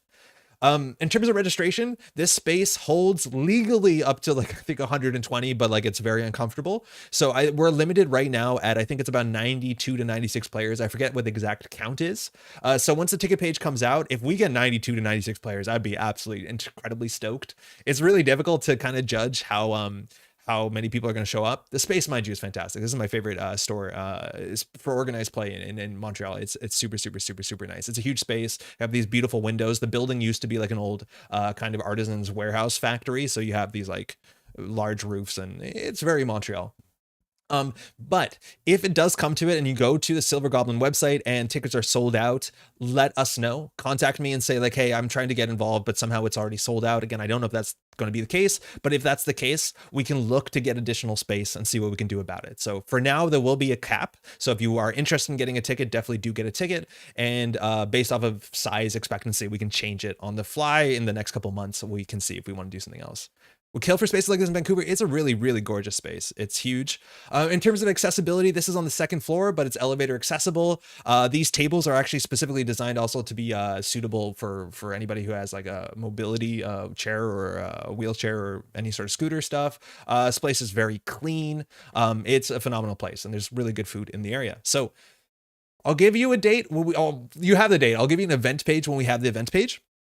This is at the end of August. It's a standard tournament. Nationals have to be in standard, and standard is going to look pretty different by that time. We're assuming that the new set will be out by then. So it's going to be a wild new meta with rotation and all that sort of stuff. So we're going to be spending some time on the summer talking about this. Can you repeat the date? The 26th and 27th of August, the last weekend of August. And I can't say this enough. Montreal in the summer slaps. It's basically all festival season. A lot of the major streets are closed down. Montreal, mind you, is technically a French-speaking city, but I don't really speak French. Like, if you're worried to come here and be like in Paris where you'll be lost, no, it's phenomenal. Everything is, Silver Goblin's website's in English if you want it to be. It's amazing. The weather, not so much. In the summer, it's very hot. It's surprisingly hot, as much as Canada's like a total winter joke, classically. Tony Hawk Pro Skater 3. Yes. So that's really cool. We're going to be doing, I'm not sure about double or single-sided Swiss yet. I have to think more about that. I've never ran a single-sided Swiss event, and I'm not sure what's better at bigger events. I think there's some really huge benefits to single-sided Swiss. Jeff's in chat, of course. But I'll think about that going forward. We're going to have a 2-day event, Saturday and Sunday. And on Sunday, while we're having a top cut, we'll also do something on the side, probably a startup tournament. And then thinking of rolling into that whatever kit I have on hand. I still have like one of those circuit opener kits that's like double in size, but we're going to have some other prize support into it. We're also looking to reinvest into prize support and maybe commission another alt art. Again, I haven't looked into that yet. We just started really rolling on it today, but we have a couple months. So we're trying to make this as nice as possible as a thing for anybody who wants to get involved. If you have any feedback, any suggestions, anything that you're worried about, please hit me up. Either email metropolegrid@gmail.com, leave a comment on a YouTube video here in Twitch chat. But let me tell you, if you were to Worlds, if you've never been to like organized play competitive Netrunner because you don't fancy yourself to be an organized play competitive Netrunner player, you really should do it because it's really, really fun. Again, the majority of people that come to any of these events are not contenders. They're there because Netrunner is really fun and it's a nice way to meet people. I've no doubt we're going to have people from all over Canada, all over the States. I don't know if folks are coming in from Europe. Maybe you're in the area, you'll make it in. But yeah, I'm really, really stoked for this. This is the first event I've organized of this size. So a bit nervous, but yeah, I'm really good. Yeah, traveling for events is rad. It's like one of my favorite things about Netrunner, and I've really missed it. Obviously, over the last couple of years, it's been weird. But like, we would always, from Montreal, go down to Ottawa, go down to Toronto, even go down to the States. Like, we used to play in like New Hampshire. We'd go to Vermont, and like, it's just the most fun to me. You know, people you don't know, people who even know their handles online, and come and play some Netrunner. Played Netrunner at Gen Con for fun. I played Game of Thrones tournaments seriously. At Game of Thrones, like the card game. Anyways, super excited. Again, that's the 26th to 27th. If you want to get that down to your calendar, or you want to show up into Montreal, let me tell you, it is just a beautiful place. There's no place like this in Canada. It is absolutely gorgeous. I'm sure you do fine. Thank you. Thank you. Thank you. Cool. One day I'll make it past the third scenario of the Forgotten. Yeah, you're so good. I made my logo for the channel. It exists. I think we can start doing that again. I'd be really excited to do that. FFG AOGOT LCG got like 22 out of 200s. Hey, well done. Well done. I think that's all the news today. Let's play some more Netrunner. Yo, Jeff, do you want to talk about the thing that you were talking about yesterday about like good and bad? I don't know if we want to dive into that, but it's like a really interesting discussion. And I know it's something that I've tried to challenge myself before on the channel, but not so much like, it's one thing to talk about what kind of content do you want to make for what sort of audience, and that's its own thing. And like, you're good, you're doing great. And the other thing is like, I don't know, I'm worried about being dismissive of things, calling things good or bad when, you know, that doesn't actually mean anything. And you're probably wrong half the time. On that note, we're playing Shaper tonight, so. Woof. Sure? Okay. All right. So this was, I don't know how to like dive into this. Logo scoops? No logo scoops just yet. No, nothing just yet, but soon. We'll get something up there. Okay, so the idea is, all right, like there's this conversation, again, watch out. You can watch Synchron stream last night talking about this a bit. And the idea always comes to this, like, you know, this expression that at a high skill, basically, everybody eventually optimizes the fun out of the game, right? And so the idea is when there's a deck list of the week, when something gets proposed, Netrunner players, particularly Netrunner players that are more like competitive oriented, will talk about it saying things that are specifically like, this is not good, this is not bad, and can be pretty dismissive towards a lot of things because a lot of things don't add up to, you know, being competitively consistent or like the easiest, the shortest route, the most, you know, powerful stuff. Sure exactly where I'm trying to get to here. I might have to reframe my thoughts, but the idea is, right, like, I think there obviously has to be an understanding of what is competitively good and competitively not good. I think we try to go out of the way to play stuff that is goofy and stuff that's silly and stuff that's fun. I think I've been like hung up about this too, to some extent, right? Like, so the Netrunner community is relatively small. It's relatively small, and there's only so many content producers. There's only so many podcasts. There's only so many people putting things out there that kind of get like assumed to be truth, and that has actually a big impact, right? Like, I'll put up a deck dive video, somebody will play it, win a thing around the world. Am I right? Is that person right? I don't know. But the idea is like, you saw it, right? Like Sengren, you put out the video talking about like, you know, Snare Bears talk about what's good, and then you see the uptick of Ag Infusion, the uptick of Jinteki decks, personal evolution. You can't obviously take full credit for that, but like, it has an impact on the global scale. And then the question is like, is it for the better or is it for the worse? Who knows? I think the one thing that like really gets me hung up, and this is something that I've been like kind of frustrated with, because it is the term that doesn't show up a lot when people are discussing things like video games, is the idea of fun, right? Now we're going full ramble. And when we talk about a deck often, right, like we're not talking generally about how fun it is. And that's kind of a problem. And for what it's worth, I think when we did our like reviews and tier lists of the last sets that came out, we will say like, this is a fun card. And I think that's a really, really important thing. But it's something that's like missing from a lot of these discussions, which is unfortunately like inherently the big part of, if you want to be a competitive player and play a competitive deck, a lot of the times, like not the consideration is what's the most fun deck, it's what gets the results. My concern is a lot about how my content reinforces the idea that the way to play Netrunner is through a hyper competitive lens. I don't think that's true. Like, I think that you make content that is like focused on hyper competitive play. And I think the people who show up to your channel and really appreciate the work you do are similar people. I do like degree mill sessions. I sit down with a lot of people, and there's a lot of people that are like want to get their fundamentals to be better. There's a lot of people that want to get better results at tournaments. There's a lot of reasons why people want to get better at the game. Sometimes it is to, you know, play and push yourself to the best level, and that's great. But I think it's obvious from what you're producing that it is on a competitive angle. So I don't think people are coming there and saying like, you know, the value neutral statement that being good at Netrunner, playing competitive Netrunner is inherently the thing you should be doing. And I really hope there's a lot of people watching this channel right now that enjoy Netrunner in different ways that are not competitively oriented, right? Like the idea is that if people feel embarrassed when they're bad at Netrunner, and that is really silly, right? Like people should be bad at Netrunner.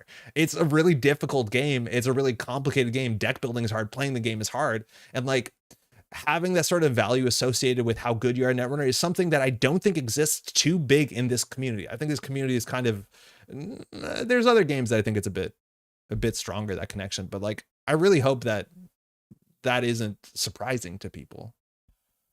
I don't know. Let me catch up. Even back in the old days of FG, the most competitive players jammed tons of games on Octagon. I played a lot on Octagon. It's really hard, I think. A big component of it feels like language choices of using implied framing when it's not obvious. It took me a very long time to drift back to pursuing fun over success. I also personally enjoyed limited because it's more or less difficult to optimize the format, but you can still try and optimize each time you play. So like this is one of the frustrations, and I think some of this kind of bubbled up in the chat that you were having last night, is like, for me, I used to love playing what people would call janky decks, right? Like you go back on this channel, you'll find videos of me rolling up to G&Ks with like Kaisa decks and stuff like that. And I'd be like, this is something I built. It's by definition unoptimal, but it's goofy, it's fun. There's like player expression. And then, you know, I like that. And you see, as time goes on, generally players get more jaded, because the more you play the game, the better you have an understanding of what works and what doesn't work. It's really hard. And this is a frustration I've had often, is that when we'll pull up a deck list and the deck list does something that's slightly strange, but inherently it's just like another value-based like runner. Like this is a different way to generate credits as opposed to like just playing Fermenter and Liberated accounts. And for me at this point, this is what I'm personally scared of, is I'm so jaded to the point where I look at that and be like, whoa, that is a weird deck, but that deck is not doing anything more interesting than what we could do in a more straightforward way. And for me, it like really limits the amount of jank, the amount of like creativity I'm willing to like put up with, unless the deck is specifically doing something strange and doing something different than anything other deck does. I think on top of that too, there's like one of the big issues that I'm running into right now is that there's not a very good division. Jinteki.net lobbies, mind you, used to have a very clear division. There was a casual lobby and there was a competitive lobby. And one of the worst feelings for me that I struggle with is when I roll up playing some, you know, non-optimal, non-competitive deck, and then play against something that's like Jinteki Personal Evolution Asset Spam or Hard Hitting News Turn 1, in which the game doesn't exist. I think that has kind of hit me down enough times that I just kind of ignore some of that. I don't even get up anymore, which is probably a bit upsetting. Yeah.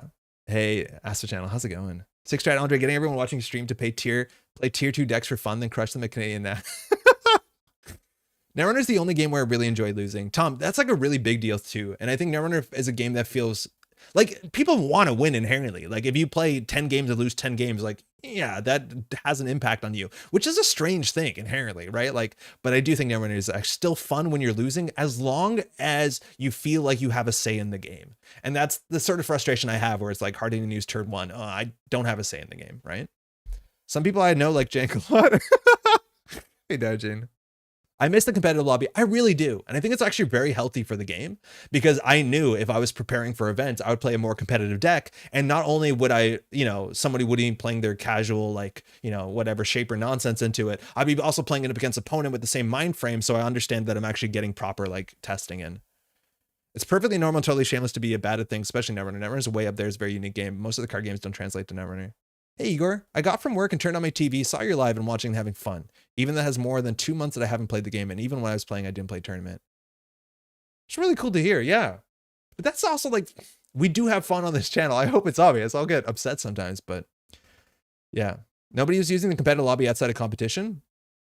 I think the competitive lobby was swallowed and it was like dissolved right at the point in time where Netrunner's player base shrunk. And so it didn't make sense to split the lobbies. I think right now the player base is definitely bigger than it used to be. It's not as big as it used to be, but I do think there's some good reason to have a competitive lobby, or at least maybe I need to go out and find more, looking for competitive games, stuff like that. So it's kind of on me to some extent, but like I do think it would be well served to have a competitive lobby. If people are idling in there for like 20 minutes, yeah, it falls apart. I don't think my content or the content in the SOS is toxically competitive, but still on my mind. I don't think your thing is anything towards toxically competitive, but it's like, this is the conversation that comes up with the Folded Ideas thing. That Folded Ideas talks about Warcraft, World of Warcraft, which I'm not very familiar with, but this is like the thing that I think maybe you're worried about, right? When people present their ideas as fact, right? Like competitive Netrunner players come out and tell you how it is, and then people adopt those things as best practice, it has an impact on the game. And so the way that World of Warcraft looks over its like, I don't know what it is, 15 years span is very, very different.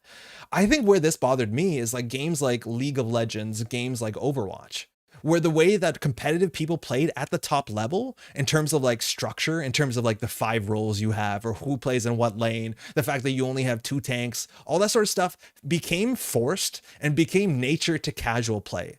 That it becomes nearly impossible to play League of Legends by having 2 people in top lane. You become an asshole if you do it, right? And like that is the thing that I don't think exactly exists in Netrunner, where there's not some sort of like toxicity if you're not doing the game right. I don't think that exists, but I think that exists in a lot of games where, again, if you roll up to League of Legends and be like, I'm going to play 2 people mid lane, they'd be like, that's not what they do in the LCS. You're an asshole. Go to a different lane, right? And I don't think we exactly have that here, but it's a concern, I reckon. I've had plenty of fun losing games in Netrunner. Going 8 out of 8 is a little less easy to enjoy. Yeah. I think the number is that people need to win at least 1/3 of their games to want to consider to play the game again. I think that's what the number comes down to. It's 1/3 or 1/4. Like when people could put a vibe expectation in the game titled Practicing PE, Please No Rage, good vibes. Practicing PE, I think, is a good label, unfortunately. One thing I sometimes find frustrating in these discussions is that often what works becomes synonymous with what's best. Yes. So anything that's not hyper competitive gets dismissed by completely terrible. Yeah. When in reality, there's a really healthy middle zone of cards and decks that are maybe not the best thing, but fundamentally work at the table. So this is the best thing. It's like really important that there has to be some humbleness here. And like, you have to be able to rag on people. You have to be able to, oh, this is a bad message. But like, the idea is if something is dismissed as being really bad without testing, that's bad. And that's its own problem that I know I've run into. I look at cards and be like, oh, I don't think that's very good. The numbers don't make sense. But then it's a very complicated game. Like, do the math. You find out when you play it in person, it affects how you play. It affects a lot of weird, subtle things that things actually get more interesting. So I know that I've tried to make an effort to stop dismissing things before I at least try them. The idea that we don't change the deck list of the week, heaven forbid, before we play it is maybe the most basic entry level to that sort of idea. But like, yes, I do think there is some dismissal, but I don't think that if the dismissal is coming from your friends, weird. I do think, though, a lot of the time that engenders conversations at least, but I don't know if people are telling you. Are people telling you it's shit? Don't do it? Played a hell of just system gateway, and even as a dueling card game, it's fantastic for bonding. I think the losing thing is a big thing, too. Losing a good game in Netrunner is much more fun than winning a bad game. Netrunner, not being a team game also helps. It does help a lot, yeah. The team game nature is huge, those games. This kind of games got there because a large portion of the casual player base aspires to be like top pros.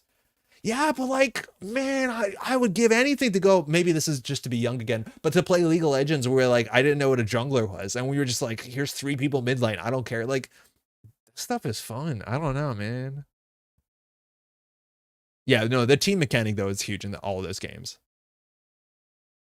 League of Legends would be a great game if you didn't have to play with people like League of Legends. There was a carry swap. It's the most advanced strategy LoL ever made. Like when you swap bottom lane to top lane. after you like crush the tower. It's not just Warcraft. All video games are predisposed to having the fun optimized out of them. Yeah, but all competitive games. Yeah.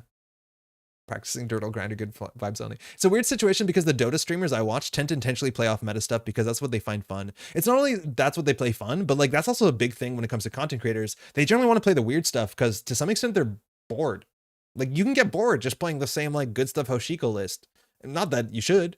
It's still fun. Netrunner is still fun if there's only one deck, but like, you know what I mean? It just happens too. The Netrunner community is among, if not the best community that game have. This current discussion kind of proves it. Hey, cheers, Diogene. This is new and not one of the known good things. I'll dismiss stable creativity. Like, okay, we're gonna play Shaper today, which I know is gonna be a disaster, so buckle up for that. But like, yeah, I don't know. That video, mind you, the Folding Ideas video, I don't know anything about World of Warcraft, but I've seen that video before, and I rewatched it over the last day. But like that sort of idea, I think is something we all need to keep in mind. And I want to tell you, as somebody watching this channel, if we're ever fully dismissive of something without trying it, you also have to understand when we, and this again is just kind of, you know, the preface, is when we say something is good or something is bad, when that's said, generally that is the way that it interacts with competitive play.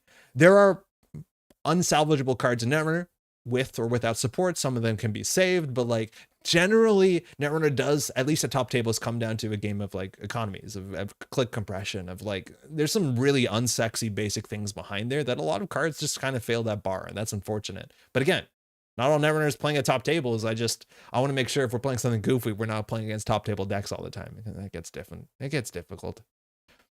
I mean, there's Aram where everyone has to go mid and super casual. Oh yeah, Aram is fun though. Aram is fun, but like it's also forced random, right? I wonder if there's an argument here to reintroduce competitive lobby to JNet. Yeah, I think there should be. I think right now, there is so many decks that casually, if I played against a competitive deck, I'm not gonna have any fun. I'm just not gonna have any fun.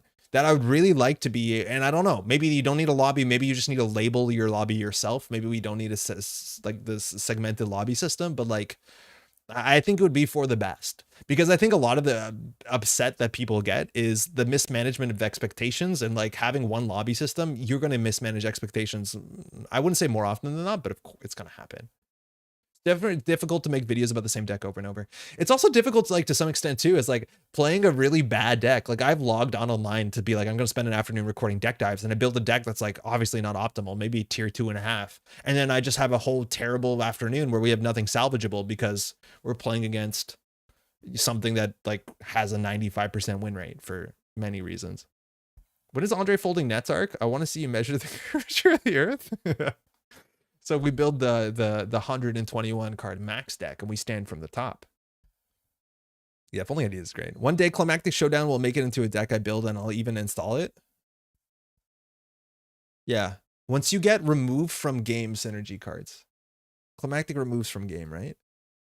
I remember YouTubers saying that Slipstream was an unredeemable card, and then we see it at top table. And like, okay, I don't even know if I said that. I probably did. And like, that's fine. Like, I'm totally glad you brought that up. But like, this teaches you two things. Firstly, yeah, you can make fun of him. You can do it. I can take it. Just be nice about it. But secondly, and most importantly, is like understanding the value of a card, even if it's a very niche, weird condition, so be it. Don't put Slipstream in your deck though, unless you're playing a Tag Me deck, but okay. I want a tournament with a deck running Climactic Showdown Stormir. I think I even installed it once. The Reprise condition. Gotta speak up. I'm standing on a 120 card mountain. All right. So this kind of relates to the point to some extent, but when one of the last videos, Eric kind of dunked on the idea of Shaper. Like everyone's been largely dunking on Shaper. It's a sort of deck where I haven't seen anyone really testing it because Shaper lost a lot of its fundamental cards over the last little ban. Like the reason to play Shaper got banned, right? Two of the reasons to play Shaper got largely banned out. So a lot of people weren't playing Shaper. So I was kind of waiting to see, because let me tell you, I'm not the one who's going to break that Shaper vault open. It looks like this is a deck that is, you know, nothing really flashy here, but just like good stuff, Aesop Shaper. And it undefeated CO winner at a pretty big CO, like 20 players in Seattle this last weekend, if I'm not mistaken. This deck is cool. Nothing really too new.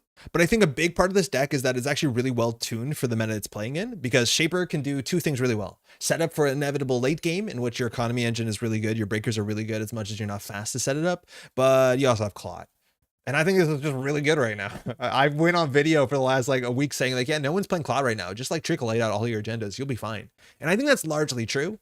And so like rotating drastically to a deck that just can pull out Cloud consistently and then also play all the other tech cards. Yeah, it's probably a good call if your meta looks like Outfit or whatever. I got Slipstream last night and it was annoying. Was it Tag Me? Let me catch up. But Dan Lake's Miniwanaka shot is one of the most important impactful pieces of cinema in the last 20 years. The thing is, like, it's so hard to look at folding ideas and be like, that is the best piece Dan Olsen has made. It's impossible. They're all really good. There's a weird thing where I feel like players stop themselves from trying to reach the next level by playing janky decks, and that stings a little. Huh.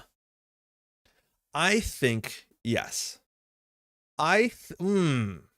So I do think there is always this refusal to net decking. There's always this refusal for playing what's good because it feels like that is forfeiting a bit of your soul.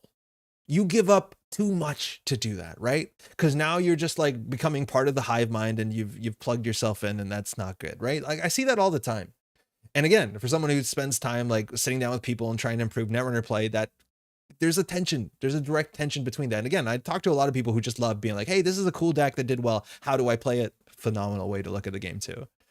But I agree. I've sat down with people too where the switch just flips. It's just one day they say like, you know what? I want to figure out how to play this game good. And then they just they put away their like slipstreams and their and their other nonsense, right? And they'd be like, I want to play the game competitively.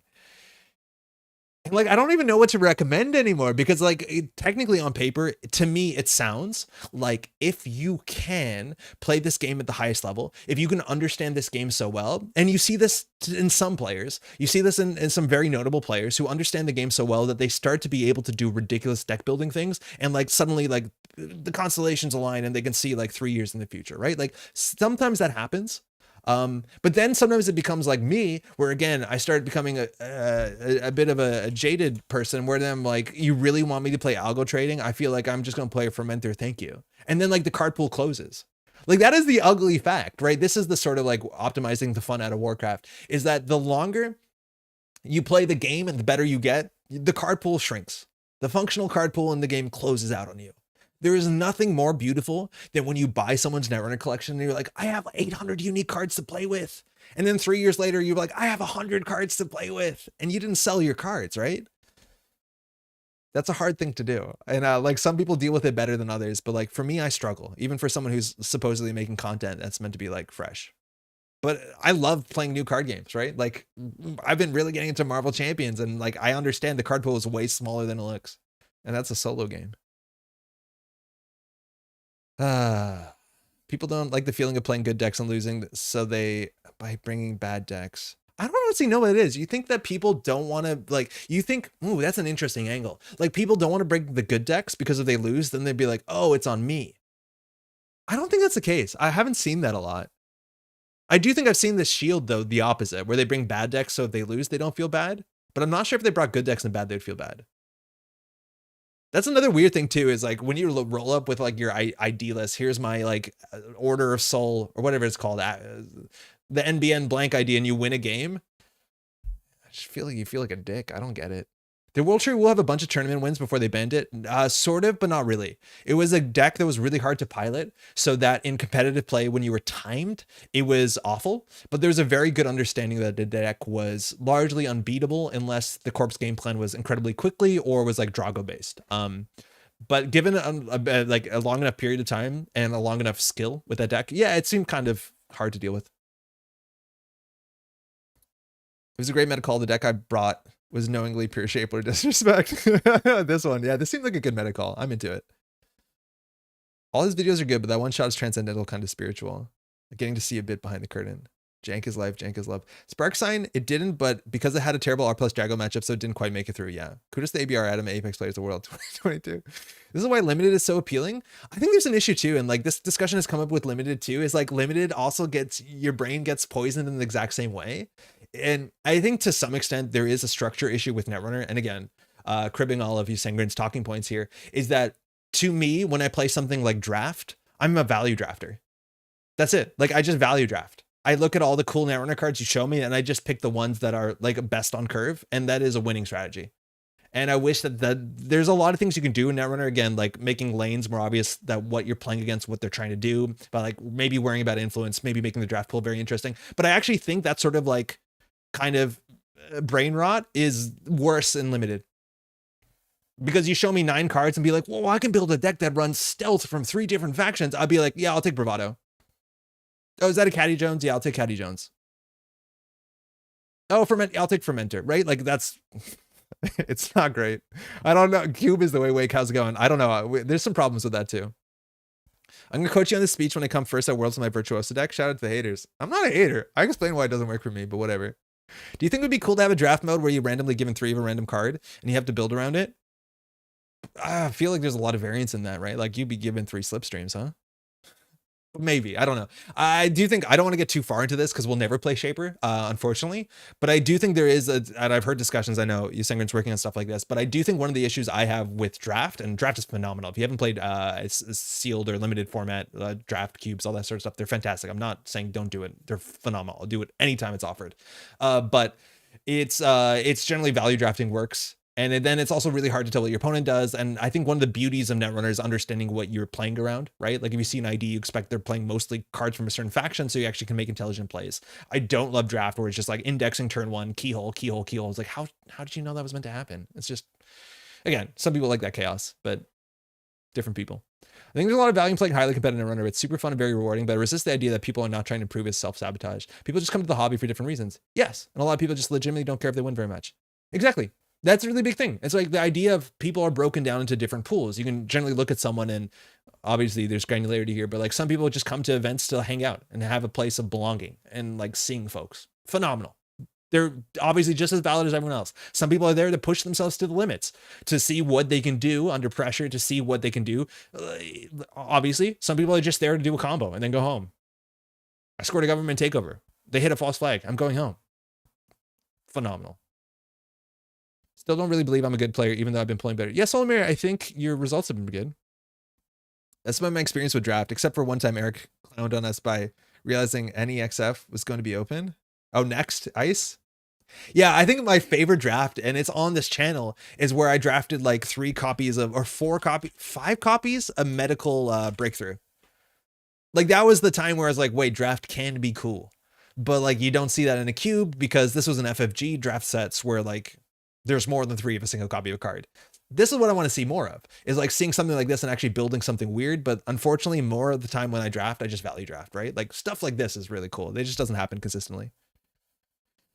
I think what they tease with the new sets Haymakers makes them more about play decisions too, not just the best deck. Yeah, and for what it's worth, like there's a lot of like positivity for the design going forward. It's been really good. The Paxu Thanksgiving tournament does the 3 random card you have to play in your deck, and it's a ton of fun. I don't know much about the format. Again, too, there's also like other formats that people were doing back in the day where it's like, oh, we're going to ban like 6 or 5 of these cards. So you can't play Sure Gamble. You can't play Global Food Initiative, and hoping that like does something interesting to the meta. And I'm not convinced it does. It just like shifts the bar. I still think you have the issues, but it just shifts the bar a bit. I don't know. I'm pessimistic about that a bit. Medical breakthrough is so unfun. Yeah, for one player. Not for the person who drafted the deck. By the way, Baramu does a lot of jank type of decks on the stream. I think he's worth mentioning. Yeah, Baramu does very specifically exactly that, where he does really weird stuff. And I don't know strictly if the stuff is competitive, but like, yeah, it's like, here's a weird combo. We're just going to go ahead and do it. And that stuff is great, right? Like, I'm glad that that stuff exists. Yeah, but again, there's a lot of folks that also want to play competitive Netrunner. There's content for that. There's a lot you can learn by looking at anything. I think that's the biggest deal too, is like, I think if you think that you're just a casual player, so like, I don't want to look at that as competitive content, don't make me read another StimHack article, you're not doing yourself any favors. Also probably giving people a weird voice in that interaction is probably not doing anyone any favors. All right, back on track. Let's play this. Undefeated Shaper, best deck, CO winner. Okay. All right. This is just a Shaper deck. I'm not very good at them. It has a couple things going. Firstly, we're lat, which like is a pretty boring identity, but it forces you to plan your turn to some extent, which is pretty good to help you learn the game and focus on things. I think that's okay, as much as, yeah. So we want to make sure that we're trying to get that free card draw every turn. It's pretty good. Otherwise, we're running a couple events, and for what it's worth, event-based Shaper I think is a bit unexplored. I think Onacom is a hell of a card, and we got some good events. But we're on Sure Gamble, Diesel, Pinhole Threading, Creative Commission. Just 2 of those. We have pinholes for the meta. Fantastic. 47, yeah. Put a World Tree in there. Don't feel bad about it. Otherwise, we have 3 Simulchip. It's a very good card if we're playing specifically, which we are, Aesop's Pawn Shop. It allows us to sell something, bring something back. It's a 6 credit economy card with Harbinger and Friends, which is phenomenal. You have 1 Pantograph, which to me is weird. It's definitely a powerful effect, but like not powerful enough to have more copies of this in your deck. 2 credits for 1 MU is like pretty good unless you're an Anarch. And yeah, it's a good enough effect, right? That's actually one of the things that's really important for these Aesop's decks abstractly. It's getting click compression to install cards, which is one of the big things that actually held this engine like to be very competitive classically for a long time, is that Haley, how do you spell Haley? It's like that, right?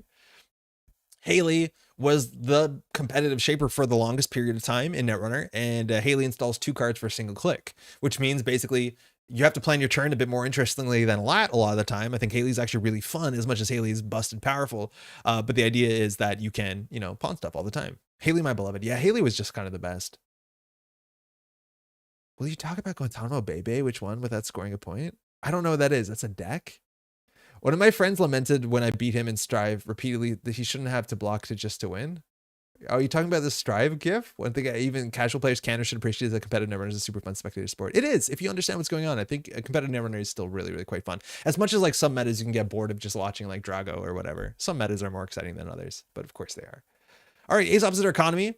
Beth is just a very good card. You get this down, it does good stuff for you. Daily cast cards like these on our own are really good, but the idea is that you can sell this either before or before it pays out, but before it destroys itself, or after it pays out, but before it destroys itself. So you have a lot of flexibility here to basically make every daily cast install 3, gain 9. So a very good econ card. Stone Chip Chart Room, just good enough. It's a really nice way to give flexibility to Lat. You can use this to play around kill combos, which was actually very relevant at the tournament, and 2 Telework Contract, which again, you can pawn this to clicklessly save 3 credits at the end if you want. Top deck currently? Okay, I'll check that out after. Oh, Brandon's Prison Ag Infusion. Oh, if it's just like a Keeling deck and it doesn't score points, well, yeah. It's a little rough coming into a game where haymakers are less common than they are in Standard. A lot of my learning curve has been learning the many, many ways I can lose in Standard. But think about the many, many ways you can win in Standard. Yeah, but it's getting exciting. Like the Asa deck, as powerful as it is, and Sabotage is a bit, you know, people feel different ways about it. Some of the cool decks right now are really cool. I'm really excited that we're back on Event Economy and Sabotage decks. Yeah. 59 card Cold Side Keeling Prison. Yeah, I would love to give more attention to that deck list. Breaker Suite Echelon. We'll get this down eventually. It'll be good enough. We have Ngolo. This is my biggest problem playing Shaper, is that this is like the Shaper breaker, and I have never in my life felt good playing Ngolo. And I know I'm wrong, because this is a very flexible card. It deals with high strength code gates really well. It deals with mid strength code gates very poorly, but it can break anything. So this actually in a lot of matchups becomes your killer, because it does break like Anansi for reasonable prices until you're fully set up. But like, I just don't understand this card. People love it, not me. 2MU. Euler, very good card. When you reinstall this thing, it breaks code gates super, super cheap. You can sell it. This could be your decoder. And then we have Propeller, which I'm confused about. I think we have to use our simul chips to get this thing back on the table, because the strength part will be an issue as much as we have other ways to break strength. But this card is very, very good. The idea is that if you're paying very little credits to break the minimal barriers you see in the format, as long as you're not ground out, and you're a Shaper deck, so you can play kind of control. They can't fast advance. You can run their remote server, and then eventually you start running R&D, right? Yeah. This breaker's so good, but also feels like a trap. Ngolo? Yeah, I've never felt good playing it. I don't know. We'll find out. Mesmari deck has many, many ways to teach runners how they can lose. the predictive planogram play that you wrote about is really cool. Clot.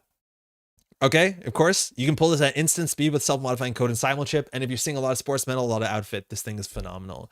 Reaver is really important. It says the first time you turn, you trash an installed card, draw a card, and this triggers on the first time on your turn and on the corpse turn, which means all the things that we're trying to do, self-modifying code, crack it on anyone's turn, draw a card. Trashing anything with Aesop's Pawn Shop, draw a card. Daily Cast runs away, draw a card. Stone Ship on their turn, draws 3 cards. Like, this is just such a good engine, as much as we can consistently get Reaver turn 1 if we really want to with self-modifying code.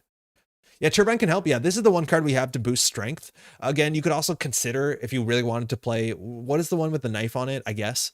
But this saves you some amount. +2 strength means the propeller is 2 strength, so you get through like border control. But yeah, if you see any of the big barriers you have to break consistently, it might be a problem. I guess you just Ngolo them. You have a single Pelongi. It's a cute card, some flexibility. It's definitely not necessary, but it's very cute. And again, Simulchip SMC, we have a lot of ways to bring this over and over again. Prisha for assets, only assets. Don't try to trash an upgrade. You have Misdirection because of course you do. Shaper Toolbox, how it works. And then very importantly, 2 Fermenters. Takobi, thank you. Yeah, Takobi's the other one I guess you can consider. Fermenter's so weird. Still just like the best econ card. It trashes itself, or so you do get a card draw. You never want to pawn this. Is this card so good you play it in Shaper? Seems like it. I don't know. It's very, very good. And then Harbinger is just a low-key fantastic card because it's a 6 credit, 2 card draw card off SMC. Now, I'm not going to mess with this list because I don't know better. I think this list is, and I'm going to say this in the nicest way, it's pretty unambitious. There's no new tricks here. This is just the same Shaper list that's existed for a while, and like I think it was just sleeved up and it's a good meta call for it.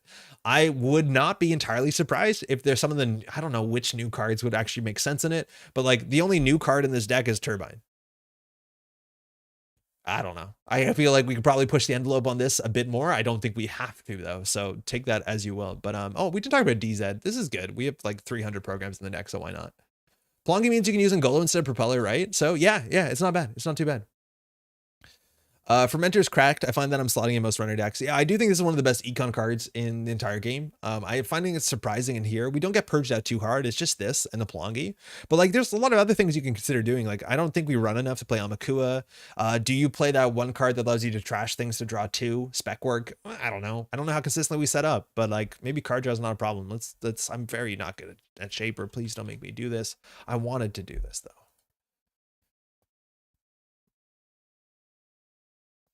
Yeah, cool. I think my favorite part about this deck is that like Whiteblade, who put this deck together from my understanding, was like dunking on Shaper and then said like, yeah, actually, let's see how bad it is. And I think that's my favorite part about this, is just saying like, well, we'll put our money where our mouth is. And no matter what, you look good. If Shaper turns out to be good, it's a fun joke. And if it's bad, well, you were right. So who cares? Whenever I have a virus in Shaper, all I want to do is find room for Asmund in Shaper. I don't know. You got so many ways to pull it anyways. You want Asmund? I guess Asmund does trash himself. Yeah, man, Asmund. Maybe in the future, right? When there's more weapons are coming, right? Yeah, Asmund's a hard card. I haven't felt good in a deck yet playing Asmund. That's how I went undefeated with the Sable Deep Dive deck at my local circuit opener. David, were you playing in the Northeast? Was that deck? Runner. Always takes it. That's like the hardest part of the game usually, is figuring out what I should hit there. This deck is terrible. Yeah, no, I think that deck is like reasonable. I'm going to call it cheesy to some extent, but like it's hard to stop that in startup. Like it just works. It works. He said that he wanted to give it an honest shot, but he also had a strong inkling to the FA outfit and sports were going to be popular in Seattle. Yeah. I think that's very, very fair. But I do think you should just give it a shot. So it's full of cheese, chock full. Dave Winter startup tournament. Yeah, I've heard of that one. I liked your Corp deck too. I do think that was the what's that big 7 coster called? That one. I like that one. I think it feels really good. Asmund feels like a card that's going to be pretty bad until one day it enables a broken combo and gets banned. It's a card that consistently gets Amakua. Like the floor is like not that low or not that high. Pharos, yeah, Pharos. That's the one. Yeah, Pharos is really good in startup. It's really good. Not enough good viruses in Crim and Virus Anarchs have other key imports. It's also just fundamentally a slow ass card. Right? Like there's just other cards that you can compare it to, like Gachapon, some consistency, there are issues, but like, yeah, if there's a key virus, right? Like the thing is like Jin never saw play. Sarswati, no idea what we're doing now. Hey, thanks, you too. All right, so Sarswati could be anything. Expecting Biovaults, expecting Jumons. So now we have to sort out 2 problems: what the heck they're doing, and then how the heck to play this. Sarswati, mind you, is from Katara Cycle. This is one of the decks that hasn't, been good, or one of the IDs. Click for a credit, install a card from HQ or remote server and place an advancement on it, but you can't score or res that card until your next turn begins, which means that's generally a way to like tempo out agendas a bit harder. But of course they could be traps, and none of the ambushes require you to spend money, or to res them, excuse me. Some of them spend money. But they also can't res NGO front, they can't res Biovault, so it's kind of a mixed bag for sure. Or it's really good. I hope it's a deck that dares you. I don't even know what that means. That sounds pretty cryptic. Opening hands, 2 gambles and an Aesops. I don't know what a good opening hand is. Like, that feels okay. Yeah, that's probably fine. And we can SMC for anything. Angolo is probably our only breaker we install for a while. I don't expect them to be presenting a lot of ice. Yeah, Jumon time. That has been non-competitive. I do think Jumon has existed in some weird competitive decks. But I'm not the arbiter of what is competitive or not. I hope the ice that runs Advanceable Ice and Trickle 8. What is this? Like, I don't know what this is. I just don't know. They're on 3 cards. We can mimic that. So like worst case Rashida, is there anything we don't run that's a problem? I'm not sure. So we want to just plan our turn so we get a free card draw. So we could do just like sure gamble, draw, and then install something. All right, we put this down. No shenanigans. Free card draw seems good. Now, technically, we have to wait there because that's a spin doctor. That's a play that players learn to do. Yeah, like they could have actually res that. They should have on the last click before we ended turn, because then they would be on 6 cards in hand and we lose the lat card draw. So it's just a mitosis list. Okay. So we don't have to worry about what breakers we keep because we can just self-modify and code though. So this is going to be a game where our deck doesn't matter so much. Just running the right thing matters so much. So they triple advance that. So the worst that can be is 3 core damage. Wow, well, it's mostly programs. So it could be 3 core damage. It could be 5 net damage. They don't know what we're going to do. Jumon. Okay, feels good. Watching the light go out of your eyes, you know it. How quickly I deflate when it's just like, what is it on the table? I'll check both of them. It's an NGO front. Oh, because they didn't Saraswati it. Of course, they can res that. All right, can we get down to 3 cards in hand? That seems like a trick. I think all we're going to try and do is conduit from this point forward. I'm going to install the Aesops because on their turn, we can crack this for a Reaver, or we can just crack this for a Harbinger. So we pay 2 to gain 6. It's fine. Conduit. All right. We do need to run the Spin Doctor sooner than they get more value out of it because they'll definitely shuffle the Mitosis back. For what it's worth, like these sort of decks are actually really weak to HQ pressure. We probably should poke there. At least it's not PE. Tell me about it. Install draw. Weird. I don't know what we're worried about this is. This was a Spin Doctor last time. So here, I'm not sure actually we need to like rush for money. Yeah, Russian Conduit is like a really good way because if they're running all these sort of traps, they generally do nothing from R&D. So do we SMC for a Harbinger? I feel like this is probably doing more on its own. Like we pay 2 to get 1 more credit. Like we could just pawn this. It's like nearly as good. I think we do this for the what's it called? The one that does draw cards. This trashes corp cards too. You trash an installed card, so we can even like trash their stuff and get card draw. All right, we'll just start here. For the vine. It's been a minute. I think that might be another Spin Doctor if they're letting us have this. So we'd have to use this to pull the, what's it called out? The pre-shot instant speed. Because as soon as you're accessing, you have no overpaid. Yeah, NGO from mitosis. Okay. So I don't know what server 5 is. I think we can run HQ. They did install draw, so they could get punished for that. I'm not sure what we're worried what that is. We know they have Jumons. Those are nice to find. I don't think we care about our hand specifically. We actually probably should get the Angola down. Hansei review. Okay. So can we get down to 3? Should we get down to 3? It's not that easy to get down to 3. Once we install this, our MU is all messed up. So I think we don't. I think getting stone ships on the table is really important because we're not worried about like damage in some ways. I think we just install this credit.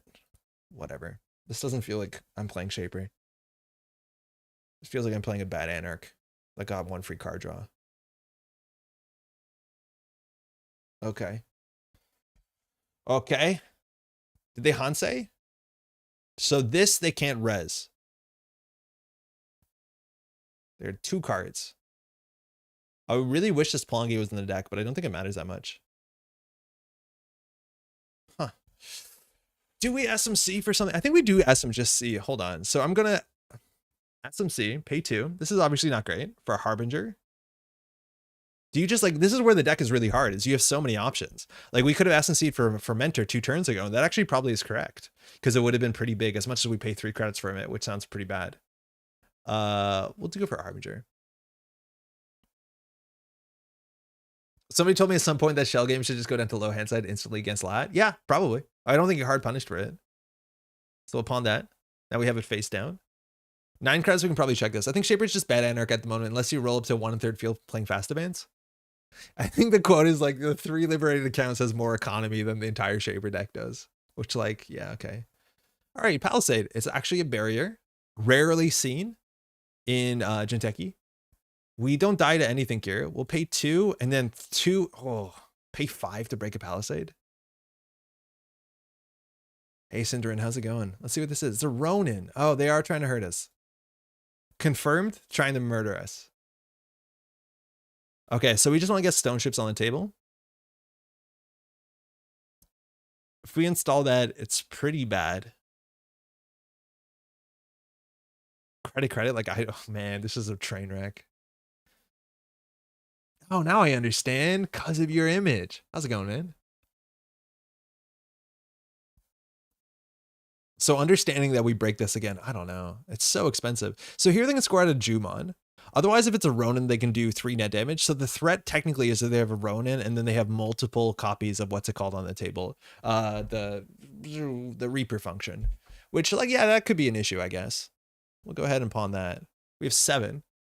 So now if we check this, we could take 6 net damage or 3 core damage. As soon as we take 3 core damage, the game is in a really, really ugly spot because, well, that, but also because it's a lot of core damage. Do we Palangi just to save a credit? Probably not. All right, let's draw once into a telework. Pinhole. Oh, we could pinhole it. Let's pinhole. Just to see if they want to res anything.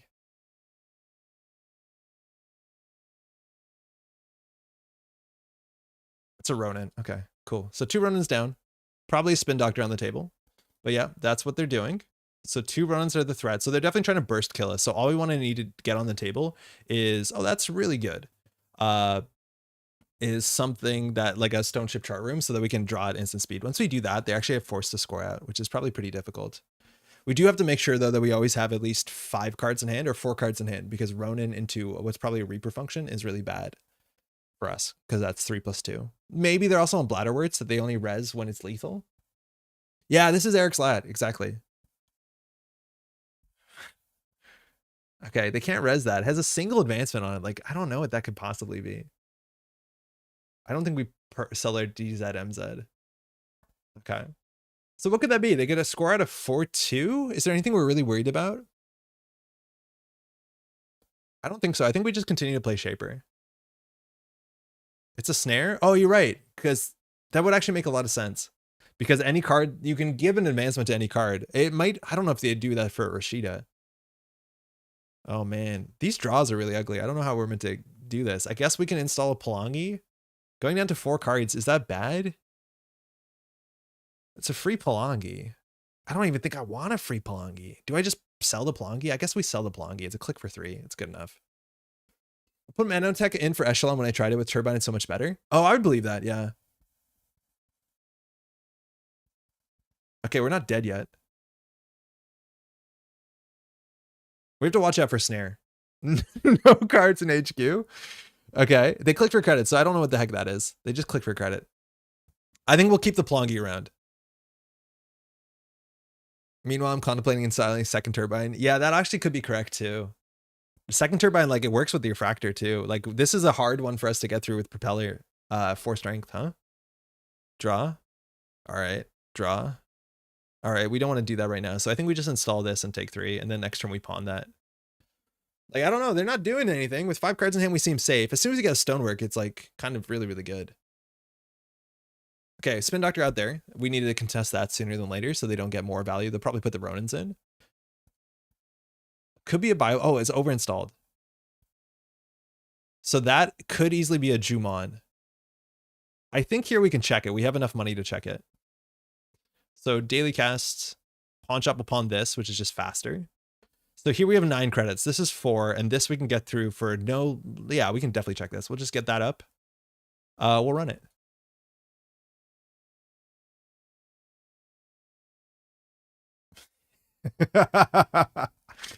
Okay. In theory, this is wrong. In theory, we should paint the other one because they didn't res them a virus. So it's strictly wrong to use the Angola first and then count on the other one after it. Oh, we're actually short of credit here. We can't trash Ronin. It's just very unlikely it is to be Ronin. Make it a code gate. Yeah, we're 1 credit short on Ronin. It's a Jumon. Okay, good. So yeah, that was good. That seemed good. So here we just click for a credit, install. Yeah, the tournament actually is worth installing into this board. We'll click for credit, do that. So we throw out one thing. Honestly, the Oiler, right? Like all our cards we can install in pawn, so they all have some amount of like power to them. Hedge fund? It's not punitive, right? Sarswati? Okay, this one we can let go through. Install advanced event. So they still can't res that, but at this point, like it's probably not a Jumon, so I don't think we're worried. The order here doesn't matter because we're not going to pawn anything. We want to keep that. This actually is doing something. Install prop for free. Oh, right on. Yeah, totally. I forgot about that. This is free. Yeah, I don't think we're worried about MU. We definitely should have installed something at least. Because we could get value from this pawn and then simulchip it back. Yeah, that was so wrong. It's like breaking with Blorch. Yeah. We'll check the one card in hand here too. I think if it's a snare, the only thing we have to watch out for is that Ronin, but that's exceedingly unlikely. 2 unseen, so I don't think they have agendas in HQ. We're still going to figure out what this is. I want to see if it's like a complete image or something weird. Oh, it is a snare. Shit. So they have no cards in hand. Funny enough, not trashing it sometimes is correct. But we have to do draw here. So what do we die to? We die to Ronin. It has to be Ronin and the other thing. And I think it's just credit perfect. I think we float the tags and we just draw. I'd rather like lose this than lose the game. Like if they trash either of these, we don't lose the game. If we have 3 cards in hand, there's a possibility we lose the game. Yeah, that's fine. They need that to be an NGO front or they're out of the game too. Okay. So we have 2 more in our deck.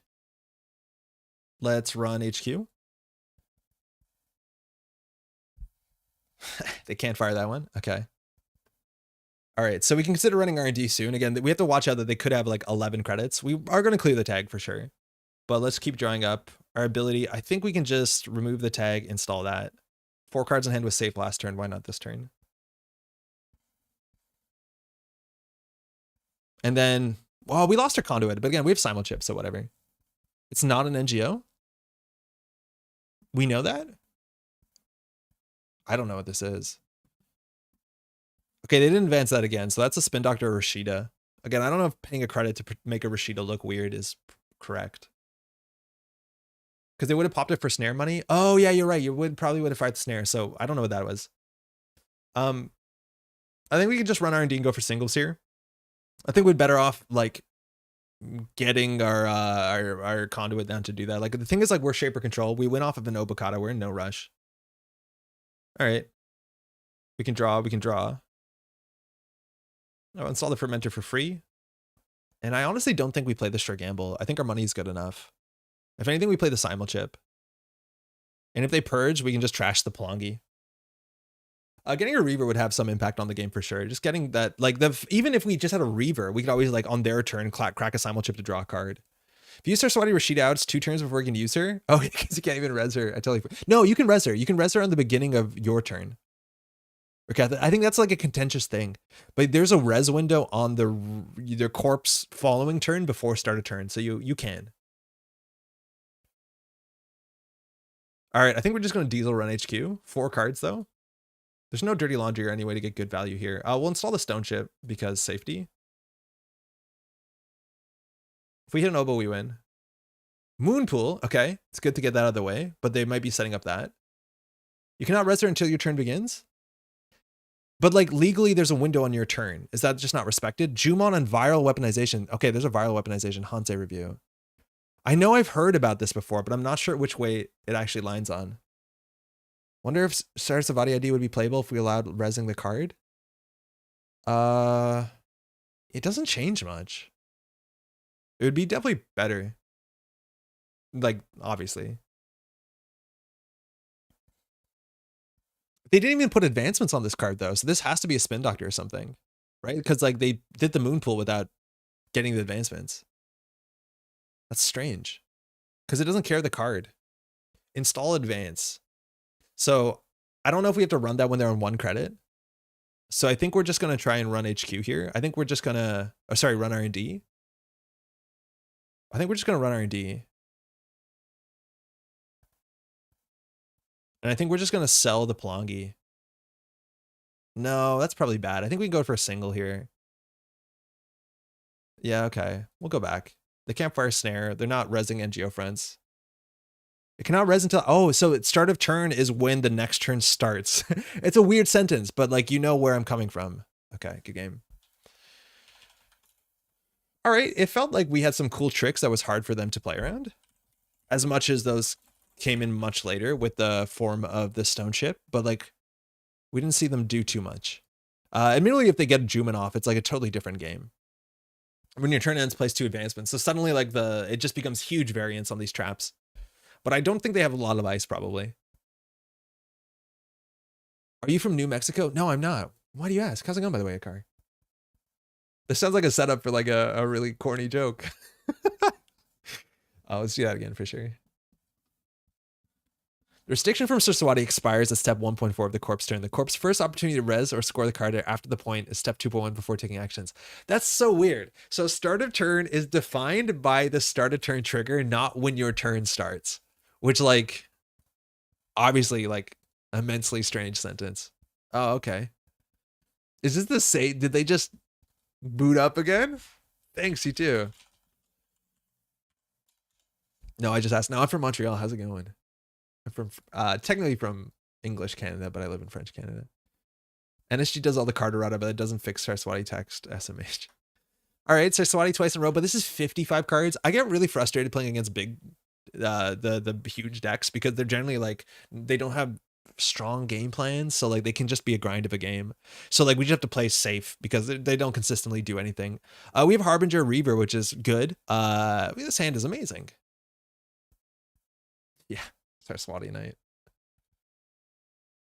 Yeah, 55 is like really, it's like really ugly for a bunch of reasons. It's 1 card over. So like can someone help me with, what's the math today? On 55 cards, that means 49 you play 20.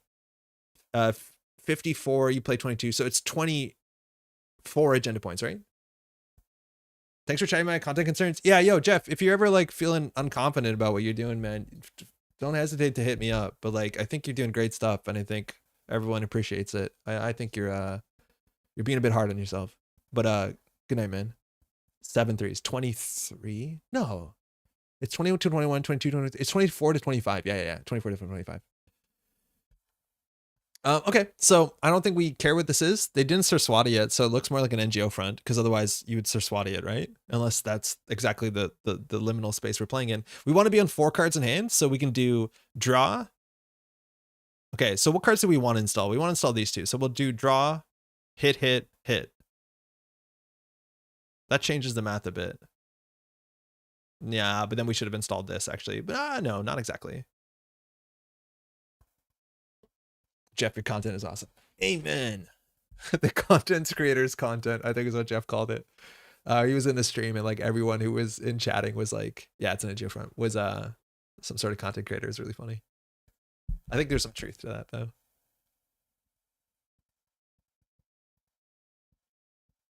All right. Ice up R&D again. This is probably really slow. I don't know how consistent it's going to be. That's also like there's a huge dilution in terms of like the targets for the Saraswati ability. Saraswati, I think, is also one of the IDs that like sparks a lot of joy in a lot of people. Because 3 cards, that's a bit trickier. Do we just check this? Like that's the cool thing about this deck is everything we do is so. We'll install this first because there's a chance that we get a card draw off of this. Because if we trash a trap, this fires. NGO front. Damn. Okay, we'll take it. All right, 3 cards in hand. There's no real risk to that, so I think we can get away with it. We could have done the DZ obviously first on this turn, and I think there's some good reason to want to do that. Do we install DZ for negative value? Because this is the first program you install each turn. We've already installed a program. So I think we install the Harbinger because that's an ugly one that eats up our install trigger, and then we'll just do this to get a click. As boring as that is, that puzzle is actually kind of fun. As boring as that is a fun puzzle. And I think it's the sort of thing that's a really good training tool. Because again, so much of when we try and, help folks get better in Netrunner, the big thing is like plan your turn. So you don't end up like, drawing last click, stuff like that, because it has huge impacts on games.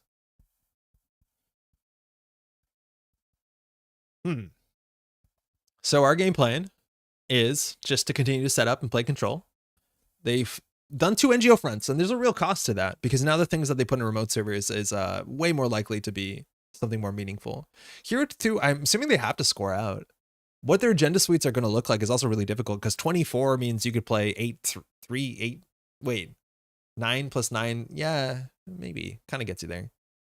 3 cards in hand. Okay, I think we can do it. So we'll draw once. We'll install 2. We'll hit the telework. That's a really good install though. But I want to get the value out of this. We'll install this. We'll get this cooking. We'll gain 3. Yeah, for sure. Hey, Sophie, how's it going? I haven't reached out yet. I need to reach out to you. Hopefully you're doing well.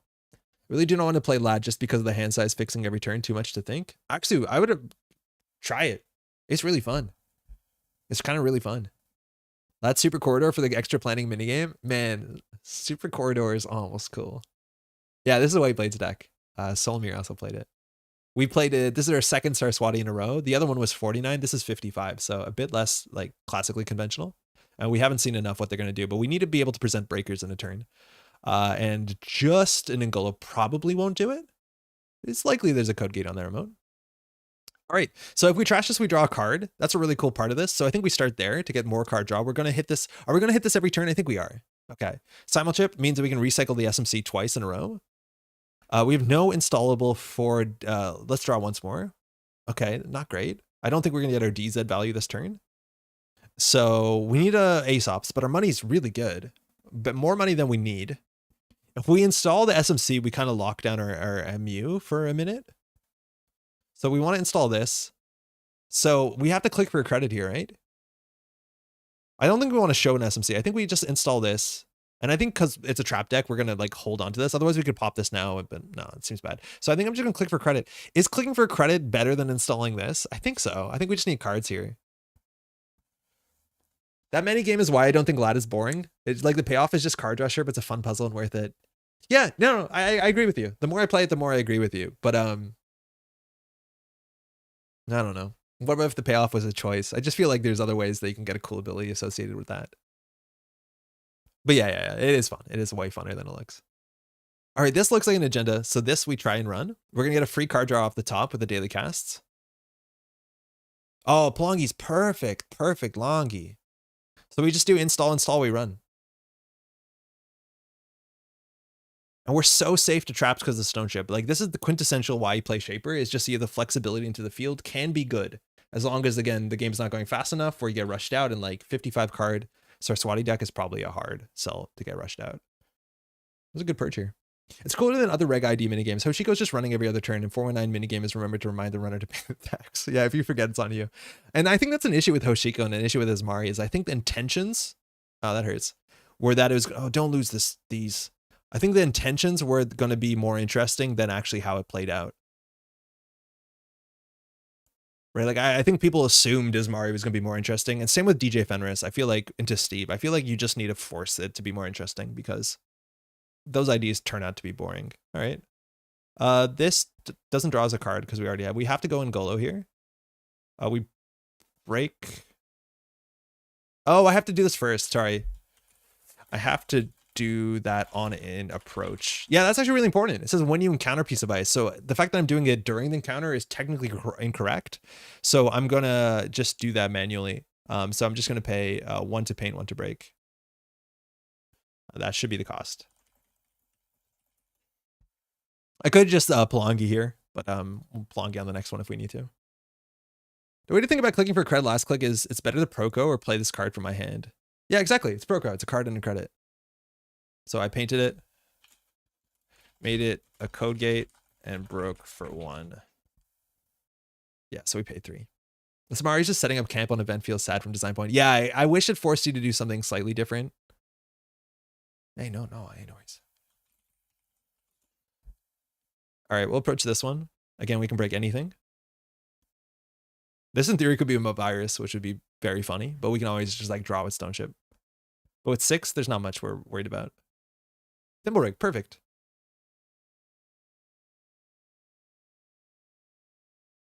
Okay, so worst case this would be 1 core damage or 3 net damage. Thimble Rig is like the best dice for us. We break it for 1. Not playing Anarch. Fantastic. So Regenesis. Oh, wow. That means there's something in archives. Are you feeling the mystery? No, we'll just drop one here. I don't think it's going anywhere fast. 3 credits and need to switch every turn could be better. Yeah, the problem is like as soon as you're forced to switch every turn, the ability becomes rubbish.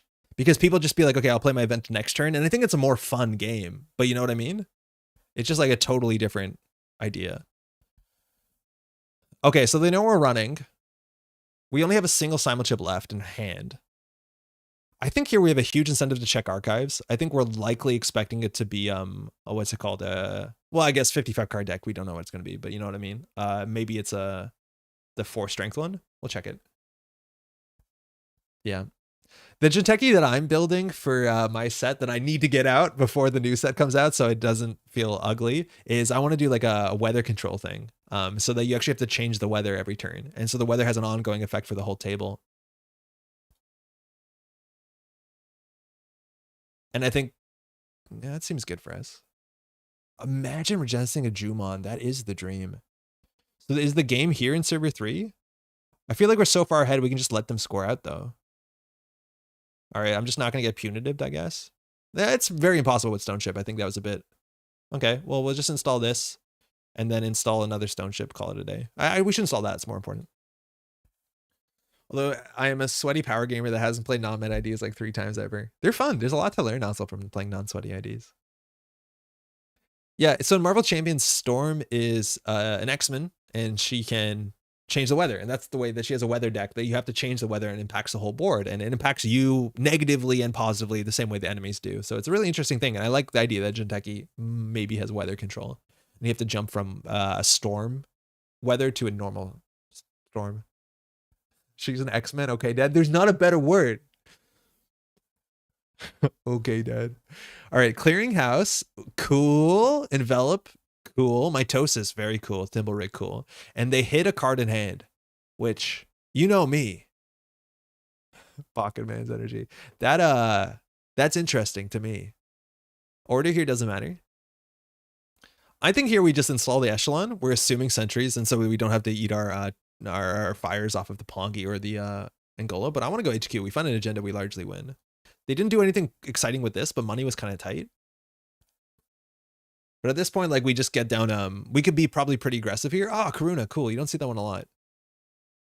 How ugly is it for Echelon? Wait, is it really bad?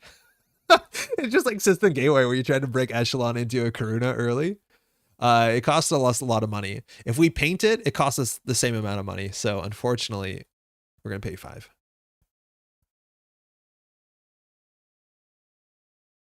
But this is, okay. Good game. Hey, good game. We didn't get to see the cool thing they were doing, but it's really hard sometimes to do a cool thing with that many cards. Thanks for the game, eh?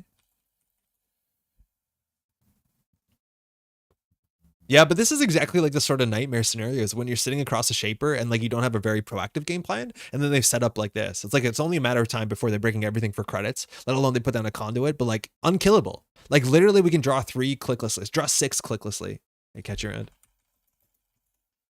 Why do you get comp decks and you build jank and jank when you build comp? I don't know. That's the thing. It's like, I think maybe we should have another lobby here so we could queue in. Again, with only 13 games, that sometimes it's hard to fill that lobby, but like, I don't know, maybe we should label our lobby. I'm also like, I'm unsure too, when we say something like this, like whether people think that it's more likely we're playing something less or more powerful. Same also when I queue up and it's just my name. Like, I think if people recognize my name, I'm not sure what they think that we're playing. Oh, almost did that wrong. So yeah, it's hard. But it was cool to see their deck. And that's the sort of like, I don't know, if they're not very proactive, it gives us the chance to set up so we can see like, you know, in theory what the engine can do. But I do think one of the biggest like skill things with this deck is understanding how to set it up, not being too greedy, but just greedy enough for the matchup. And I think that's really where the skill ceiling kind of kicks in on that sort of deck. It's like it's one thing to set up everything. Oh, is Diogene gonna play the Egg Fusion deck? Oh no. Let's do it. Hey, perfect. Why not? Put Jank or Casual in the lobby name? Yeah, you could.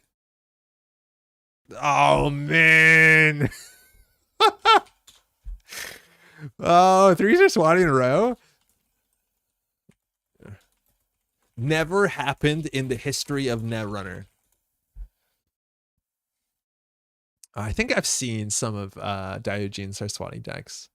I don't remember what they are. This hand ain't it. Diogene kept. Rule of 3. All right. All right. Hey, similar hand to game 1. Seems a bit too big. But we have our Echelon. Okay.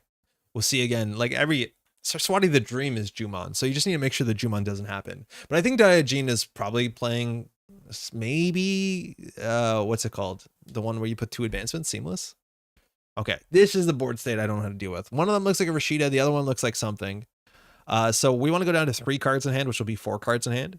So we can always install these 2. As soon as we start drawing, it becomes very difficult. We have to draw here. Otherwise, we just do credit, install. It's pretty bad. It's not very good. I don't know if that's Rashida. We're behind a turn if we just do credit, install.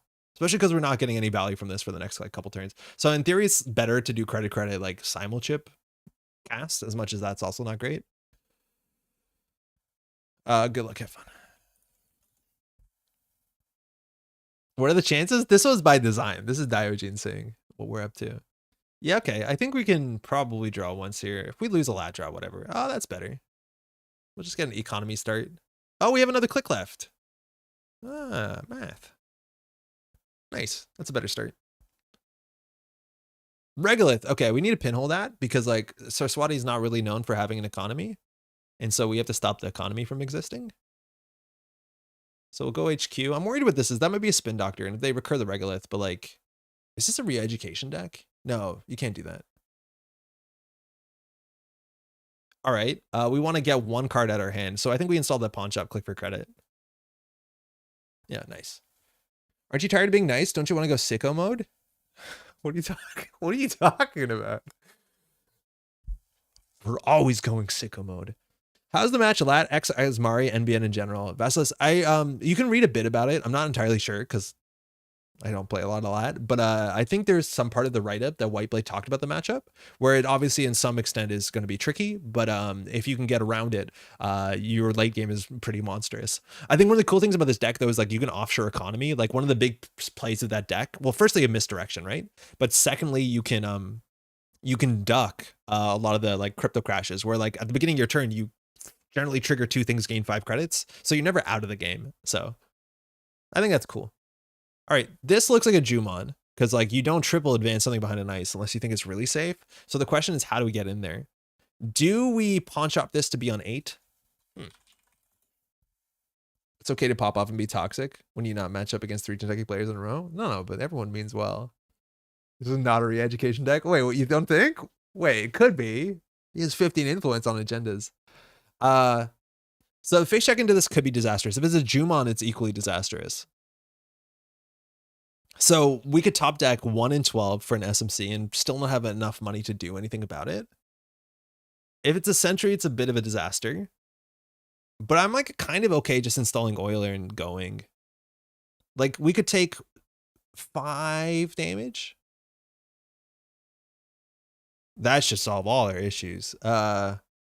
We just can't let him have a Jumon. If I die here, I die here. Whatever. I'll be a bit aggressive against Diogene. Okay. We can't access anymore. I'm going to access. Angola DZ, that's good hits.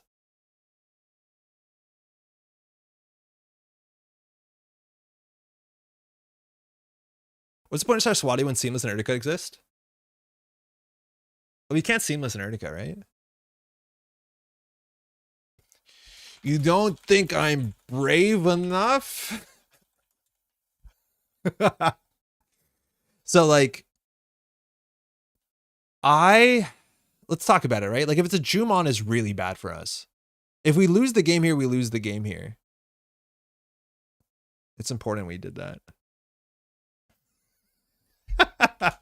As a clearinghouse, so like we wouldn't have died, but there's some board state where we die. Here we can draw once and we get a free card draw, and then we'll get a lot of money next turn. Okay, we're good. We're good. And now the ice has been figured out. We lost our Angola, which actually this turn we could consider simul-chipping for the Angola, but like I don't know if Angola is exactly what we want in this matchup. That was a really expensive play for him too. That was 3 credits. Ow. I think Isawak also challenges the no, stop. You're not allowed to have money. You're playing Saraswati. Okay, order here. You want to do daily cast first and then you pawn shop it. So you can get your cake and eat it too. You can't get all the money off of it, but you can get more than the money off of it. I'm trying to find a new main runner, thinking Lat should be it as S's 2 mainstream right now. You watch out till Lat becomes mainstream. I think Lat is fun. I think Shaper is like not really well represented. So if you just want to be weird and do something that's like strange, yeah, Lat's good. Draw for Pinhole. It's a 1 in 33. Like it's not, I wouldn't say never, but like we're going to draw anyways. Beth seems reasonable into this. We want to go to 3 cards. So if we drop once, we're on 6. So I think we do like Beth SMC credit. This SMC is important. All right, that's really important. Ow. This means that we don't die to clearinghouse. There is a window. No, there's a window technically when he reses it before start of turn that we can always react with Stone Chip. Am I correct about that? 5-click runner. Am I correct about that? So here, this is where like a better Shaper player would know if they need SMC for a Reaver or SMC for Harbinger, but I don't think that's me. Could have taken 1 net. What do you mean, a billion? Like this is like where this deck gets interesting. And it's like you just have to get a lot of reps in. Like to know whether we want to crack this for something that can give us tempo with Aesops is like the important thing to do. Because this deck doesn't have that many targets to Aesops. You can react with Stone Chip in the res window. Okay, so you can. Very good. Thank you. Beth, we'll just get 5 clicks. Draw. I don't know what that is. That's good. So we can spend 2 clicks on that. Then we have the rest of turn. So we do install, draw. So we draw, hit. Yeah. Oh, we almost had it. Jenny, we just have to believe. All right, just doing Shaper stuff. Not running. No need to. We probably should be running. There's definitely agendas in there. Trash the Rego, not sure, right? But it seemed, to take a net damage to trash the Rego. I think we should have. Yes. In massive hindsight, we definitely should have trashed the Regolith by just taking a net damage. I don't know why I didn't consider that. I just saw ice, but very important to always be like, yeah, ice doesn't always end the run. We 100% should have traded 1 net damage for 12 credits or whatever it was. 9 credits. Take that. What is that card that's now saying play where you trade a net damage for 3? Okay. Still 5 clicks though. Maybe that was good for us. And this is a Saraswati card. We know there's definitely traps in here. I feel like this hand is good enough to be lost. I think the best card in here by a mile is the Simul Chip. So we have 5 clicks, which is good. I don't think we want to pawn anything here because we're probably going to use this to pull the Echelon, which will come in at 2 strength, right?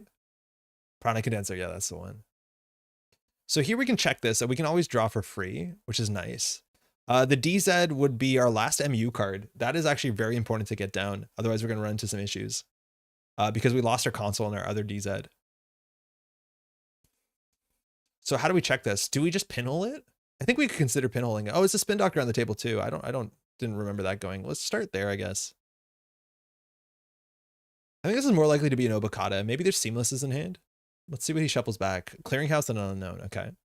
So if we pinhole that, it saves us a card for potential net damage, which like that's a bad trade. But this could be core damage, which I think core damage makes a lot of sense with Clearinghouse.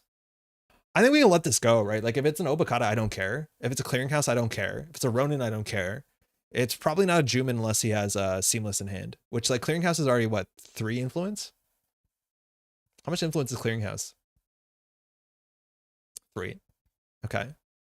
So I think we can get this down. We still have 4 clicks left. Let's draw up once. We'll get this down. Conduit's probably how we win, but there's probably nice there. What's the concept for this list? It's 1 copy of Pantograph. This one here. We lost it. So it's never coming back. We have no way of recurring it. which is fine. So we can drop one and then we have to discard a card. I think that's fine. We're okay discarding a pawn shop. So I think we drop one and then just take 3 off telework. I wish we had something to pawn here. I think arguably you could pawn the Euler. Yeah, we just need to go deeper. Cool. Plongi's really good. Sweet to see Panto. Yeah, I'd love to play more with Panto, but it turns out like DZ is almost good enough to be a Shaper console, considering the other options. But I do think Anakam's really good. It's just we're only on like 7 events, some small number.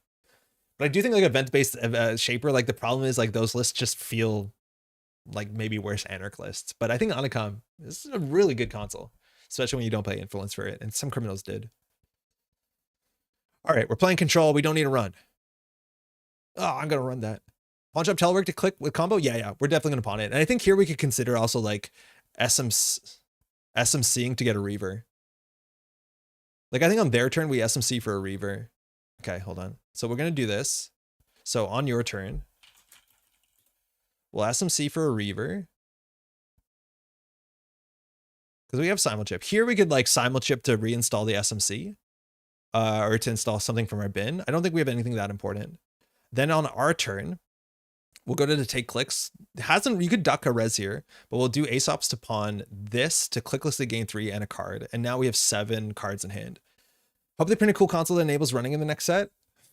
Nobody liked it last time they did it. All right, so we got to check some of these. I think this is a trap.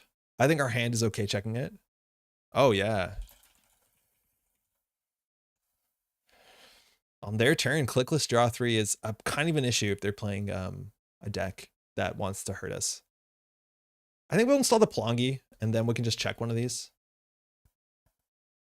They can't res this, so maybe it's core damage, whatever. NGO front.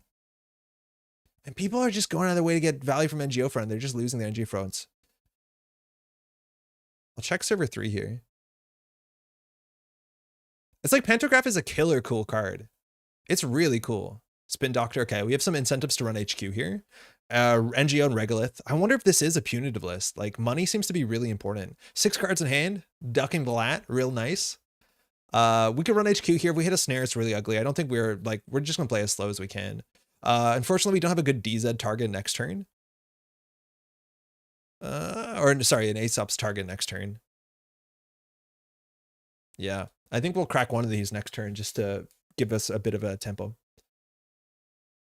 But whatever's in server 1 is staying there. And I do think maybe we can just camp these because they seem, with these, we're basically unkillable. But I think punitive might be in this list. Diogene is valuing money way more than I think I've seen him value money in a lot of decks. All right. What do we lose so far? We still have all their Simulchips. Okay, Beth, we'll take the 5-click turn, right? Like, that's fine. Some ice there. I do think running HQ makes sense. And for what it's worth, Euler Plongi is like pretty good.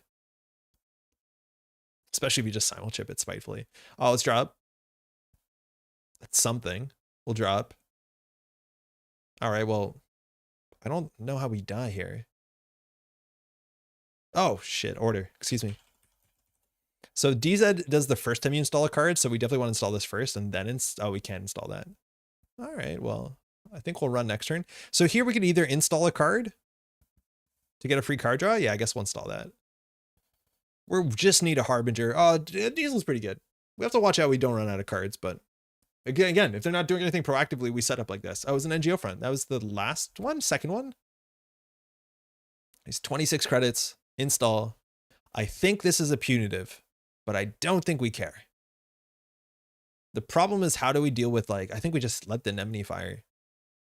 So do we want to trash something on this turn? No. Aesop's, I don't think so. Beth, I don't think so. Oh, yeah, Beth, actually. All right, here, I think we just do Sure Gamble, run server 1.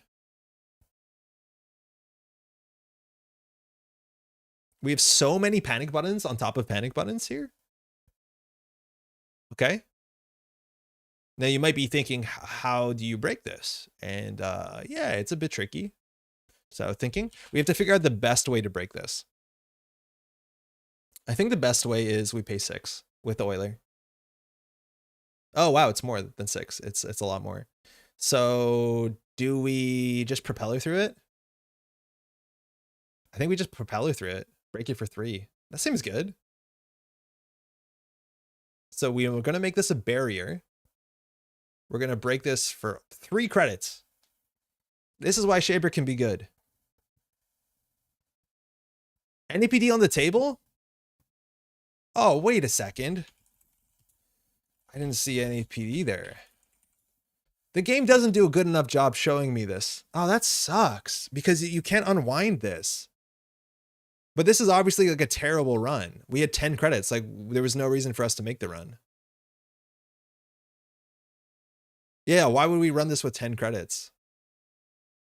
Thanks, y'all. I would be really upset to see this.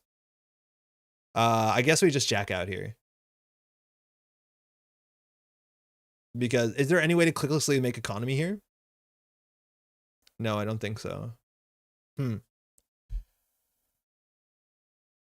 I feel bad because I got your ice info. Can't fix that. I'll just take the L. I'll just check out. Yeah, that's on me. Man, yeah, I don't pay enough to the log, but this card just being here is pretty subtle for me. So I'm just gonna jack out there, unfortunately. So I don't know what he scores out that we're worried about, because that's clearly an agenda, but if he scores on an Obokata and plays an NPD on top of it, like I think we'll be fine. It just sucks that we spent the propeller. I kind of want to mock up the Hearthstone style right now, board, and do the sigil thing for lockdowns. The sigil thing? Or where they put it on like their identity in the front when there's like the ongoing stuff. Okay. What are we doing here? We have an MU problem, but we're obviously going to have an MU problem. I think we install the Prisha and we just sell it. Can we get another card out of our hand to click for a credit? I don't think we can. Well, in theory, we could. But we're thinking of instead taking the damage legit if you want. There's no way. I don't think that's worth it. Yeah, I don't want to pay 8 credits. It's to fire in a Nancy. Like, there was a ways around it. We just had to click for credit, but we didn't know what we spent on this. All right. If they scored an Obokata there, I think we're pretty happy. And then we can transition to like trying to win off of R&D. Oh, it's a food. Okay. That's fine too. So here we do have a pawn. The Prisha is a totally reasonable pawn. We're going to get a free card, right? So we'll do the Beth first to get full information. That's another thing we'll just sell. So we'll sell that. We're in 11. Okay. So now we just need to start hitting centrals. We still have the Plongi. I guess we're gonna have to use Euler for that. Otherwise, we have to start to transition to get our breakers down, which means we have to actually rip up our own board. The MU is actually catching up with us pretty considerably. If we put down the case 2 CP turbine, yeah, it's pretty ugly. We were short MU. The net damage hitting MU is actually like surprisingly bad. That's Nike. Okay, that we break for 4 or 3, excuse me. Match, break 2 co-gauge subroutines. And then we'll play side game. Sorry, I didn't show what this one is. This one's a really weird one. It gives you free card draw, which is like kind of hard. I don't want free card draw. So we force them to pay 1 to force us to card draw. Well, I haven't seen snares yet. Regolith, we have a pinhole, so honestly, I don't know. It's funny enough we trashed Prisha at the start of turn, but hey, what can you do? So this means that he's probably on all the 3-pointers. If we go back, it's 3 credits. I don't think we need to. On 3 cards in hand too, we also like played our way out of the what's it called? Our ability, but that's okay. So we'll install the misdirection, which will pawn it. We'll play the creative commission, and then we'll just click for credit. We'll lose out our lat draw. I don't think there's any other way to get the lat draw this turn, because MU is a problem again. We lost our MU cards. So we're just gonna have to be less greedy. Like we're gonna just have to pawn the Plongi relatively soon. Oh, I'm blocking stuff, excuse me. What else has there been? We haven't lost our echelon yet. That was last game, right? Yeah. So Ngolo is the one thing that we can pull back at instant speed. We can also consider doing it on his turn. We're gonna get a free card draw. Let's get that first. Pawn shop. Yeah, we'll sell the misdirection. All right. I think we just sit back and do nothing again, right? Like the only thing we have to worry about is like the advanceable traps, but the advanceable traps we can deal with at instant speed. So I think here we do run HQ first. Hey, Kalana, how's it going? It's going well. We played 3-star Swati games in a row, but we're like, it's a good area to be able to slowly learn how to play Jinteki. Or sorry, Shaper. Hopefully you're doing well.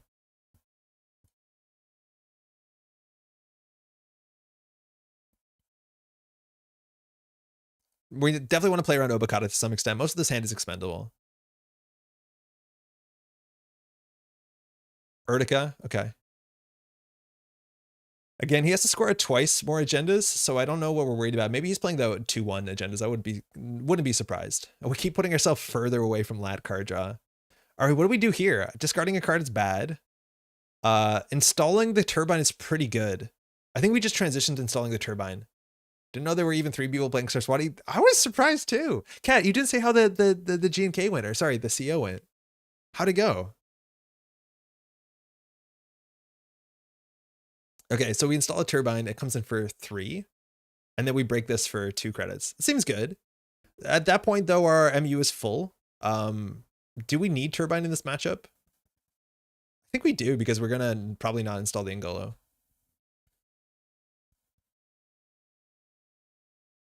But like, there's a lot of value on our side of the table. We had 11 folks, got third, was fun.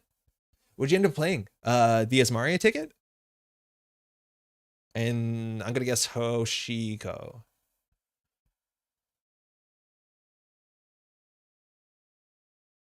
All right, we still don't have our Sentry Breaker. That's a cool way to use Saraswati, using Saraswati with Lockdown. I think I like that a fair bit. That's actually a unique way to use the ability. Oh, fantastic. Asmari Reg Hosh. Nice, nice, nice. Do we want to pawn something? We can consider pawning a Propeller. I don't know if there's going to be any barriers on this list, and it's 3 credits and a card, so a lot of value in it. That being said, we're actually 1 counter short of getting through the Anansi. But I think if we pawn this, like, that's the problem, is we're off SMC by 1. So we're going to run out of cards, and we have to make sure we don't run out of cards before we steal, what's it called? An Obokata. I think we're okay if he scores out here. I think we do pawn the Propeller. Nice. That's really good. So we have to watch out that we take random damage. So let's install the cards that are kind of important. If we run here and hit a snare in R&D, it's not the worst. I think we're going to run HQ. We know nothing about HQ. And again, if you trash the cards before they hit the remote server, you don't have to worry about traps. This we break now for 2 credits. I think he probably should pay 1 here, because I don't think we want to draw. Because we have to discard the cards.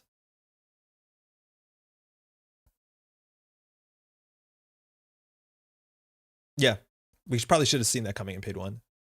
Snare?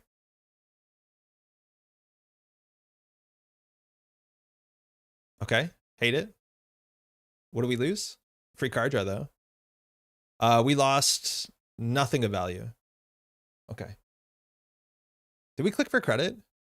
No, we cleared a tag. It was an NGO front, okay. I do think there's punitive potentially in this list. Still very surprised. All right, 3 advancements there. I think this seems like a window. Let's see what we draw first with Beth.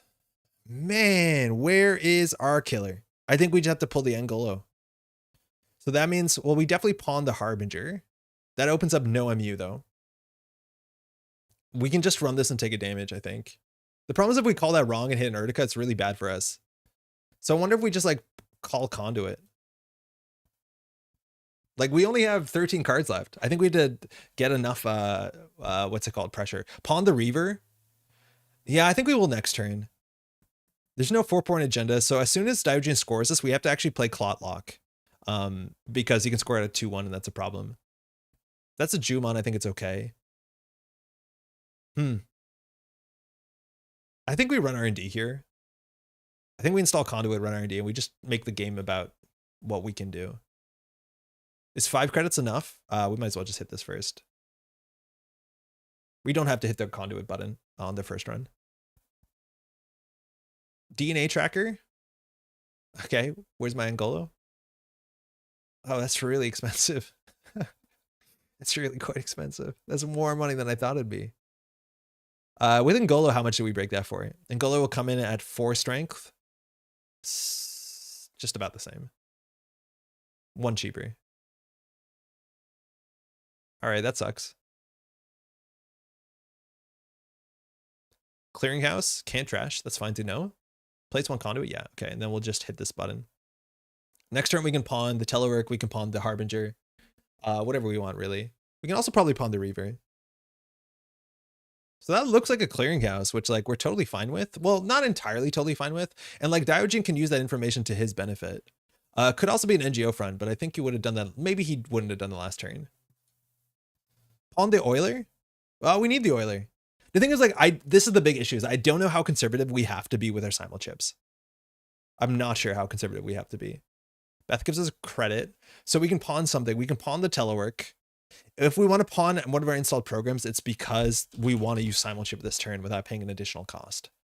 We still have to steal 3 agendas, which is a lot of work. I think that's a clearinghouse, but we can just get absolutely blown out if it's not. If we hit an Urtica here, it's pretty bad. I'd love it just to be the clearinghouse. So if we pawn, like these are the two easy targets. The question is, we want to pawn something here. I think we'll just pawn this. All right, I'm gonna check this. If it's not a clearinghouse, he's played us so good. What does community think of his corp depth? I'm not sure. We haven't seen him do anything. So he didn't score this out. It's just an NGO. So he has a clearinghouse in hand. It's hard for us to check this remote server. We have 5 cards left though. We have to pawn the Reaver because we have to stop drawing.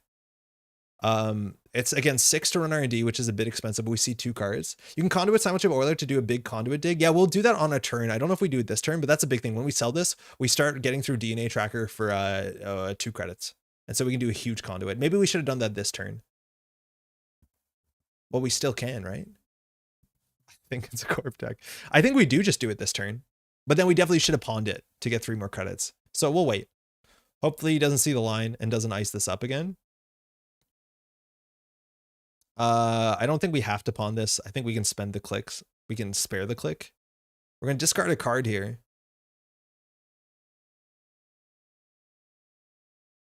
Whatever. I don't want to draw more. Very corporation-y. There's definitely like an influence spent here that I'm surprised about. Okay, Obokata, it's fine. So now we have to thread an SMC clot.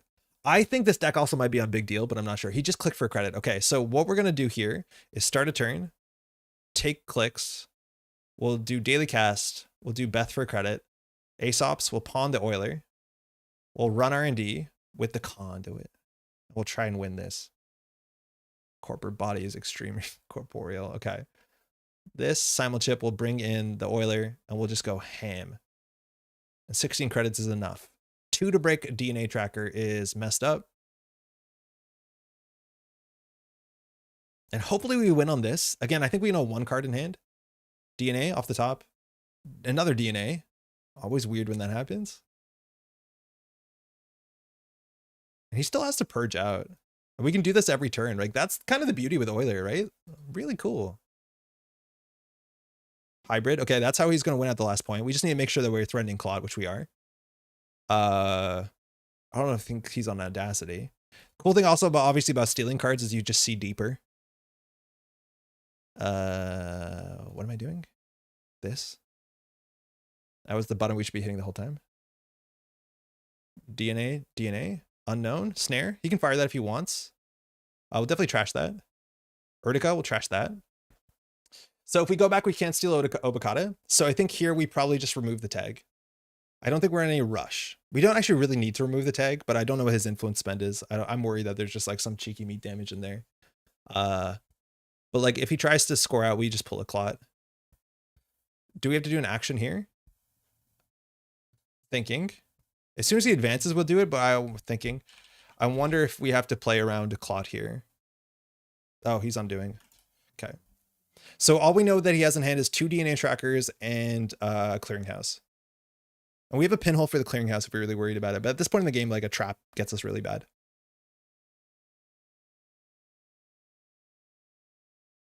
We could have got a free card draw if we popped a Stone Ship too. Oh, action? Whoa, whoa, whoa,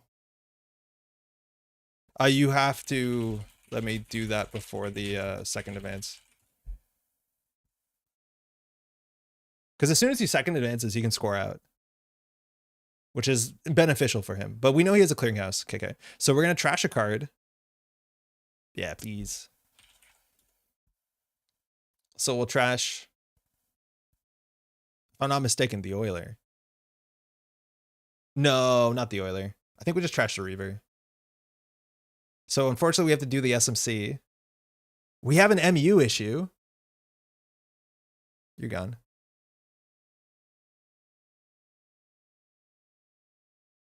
Then we crack this for Clot. Oh, that's expensive. Now the purge for him is pretty good, but he can't afford another DNA tracker. It could be an NGO front. Well, no, we've seen all 3. Can't. Before we trash the Reaver, we should have cracked a Stone Chip. I think we lost some card draw there. Because we still have to steal snares. I mean, what's it called? Oboes. Yeah, totally. But I do think that's more likely to be the clearinghouse. We can always pinhole it. If we call it wrong, it's in a really bad spot. Oh, NAPD Corden. Oh, wow. Okay, I think we mismanaged this pretty heavily. That's such a cool play. Okay.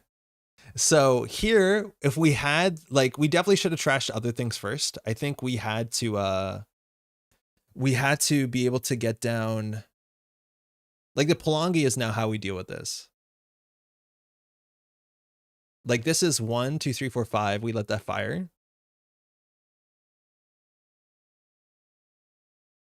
Okay, take clicks. So we'll get Beth, which is nothing. Daily cast for sure. Then we have to pawn shop something. Obviously, these stop doing things. We're on 7 credits. Okay. Gotta get in the tank. Okay. So we need to access this with 6 credits. That is difficult. We could also say we're going to win off of R&D. Really hard to close the game out, like to stop him from closing the game out. We know the hand is a DNA tracker. We only know 1 card on top of R&D. We'll see so many more cards off the R&D. We can run R&D technically 4 times, right? Like we can let this fire the last time. If he fires snare, he can still win because he can do credit advance if that is the thing that we think it is, which is the hybrid release.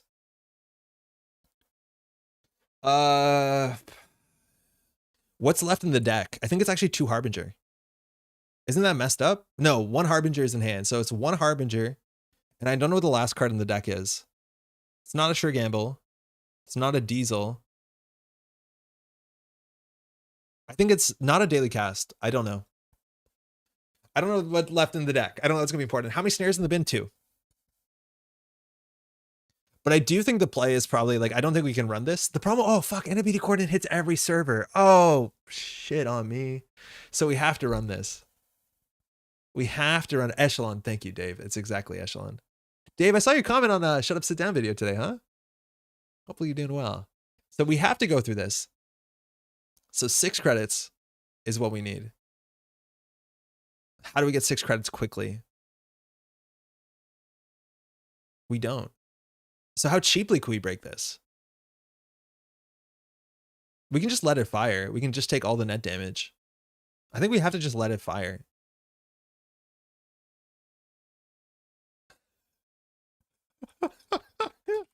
This is messy. I totally forgot that this does something off Central servers. Man, this is good. This card's good. We have so much work to do because we weren't aggressive.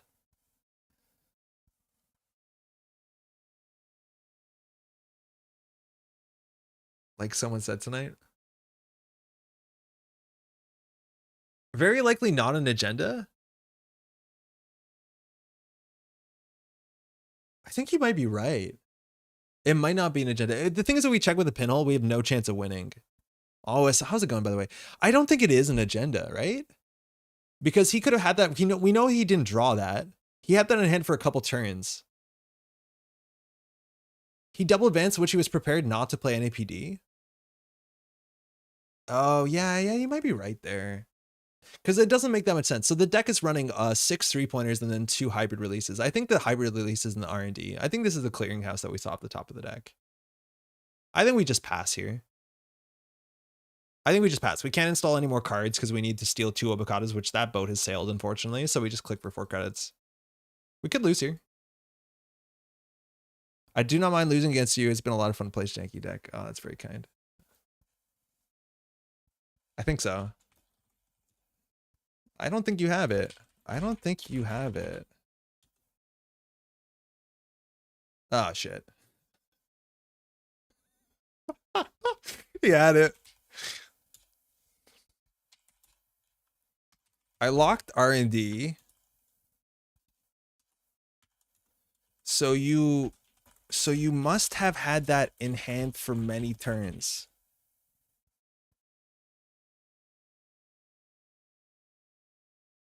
Stream on. Hey, Daojin, good game, man. So yeah, I didn't think you had it. I know you had a clearinghouse, and the play that you did install advance, and ask for clot, like was like, it was busted, but busted in the way that it made you look suspicious. So like, I didn't think it. And then like the deck is only running 2 hybrid releases. I'm imagining here. Let me open the deck list. Man, I should have played better though. Like, I think that's a mistake on my part, is that I knew that you were obviously like, you've played it before, right? But you're on a 3 copies of, oh, Kakarenbo, wild. But then you're in 3 copies of NPD Corden that I probably should not have gone ham. Like, there was no reason for me to try and close the game out, because as long as I keep enough credits, I can run the remote server. I think the worst part of that was that we lost the early DZ and the pantograph, and we had huge MU issues. Yeah. And that like kept us down. But like, if I know that, like, I should just play full control, because I think once we get our breakers down, we run the server for like 3 credits, 4 credits, right? Once we get our echelon down. And so I don't think I go ham on R&D. I don't think I should have paid 8 credits last turn, whatever we paid, because as soon as you draw the cord in, we're in a bad spot. Yeah. That's a cool list. I think the NAP Corden, the lockdown, is like one of the only cool things that Saraswati allows you to do, which is like play a 5-3 and Corden itself. But unfortunately, this gets just beaten by money, which is like, I don't think a great place you want to be competitively, because most runner decks will have more money than you. I do think I also definitely should have trashed a Regolith early turns ago. Yeah, NAPD, I think NAPD is such a cool card that doesn't see enough play. Like, we saw it at UK Nationals, and I don't think a lot of people thought that deck was amazing, but I think it's great. No Rashid, also the name of the game was a cryptic reference from earlier. Oh, cool. Yeah, you said it before. No Rashida, I don't think is a good thing. I don't think No Rashida makes this deck better. I would think the Kakarenbos probably don't either. Yeah, it's really funny how bad the barrier slot is. Oh, I'm real small up there. I couldn't figure out what the deck was doing. Like, I thought you were going to be on big deal because you really valued money, but I didn't see a payoff for it. I guess it's just a resumes, huh? The only cool lockdown? Yeah. Well, besides the one that won Worlds, but I don't think anyone thinks it's cool. Yeah, it's cool. Yeah, 2 hybrid release. I didn't think you had it. There's 23 cards left, and like, you must have had it in hand for a long time, which like, you had so many windows to score it out that I was surprised that you had it. That I think it was the right play, probably not to run. Not that we could have got in. Well, we could have got in. I think we could have got in and just taken all the net damage, but then it's like very hard to win the game because we just can't run anymore. Because we lose to like 2 enemies, we can't steal Obokata. So I think the call is probably not to run it. Yeah, good game, man. That's fun. It's a cool deck. Cool. Damn, it's midnight? Okay, cool. That's gonna be it for the stream today. Good games, man. We'll be back in a week. I don't know if we're gonna have video content next week. Apologies. We definitely have to get better at that. It's been a minute. Huge note. Nationals, Montreal, August 26th and 27th. The weekend.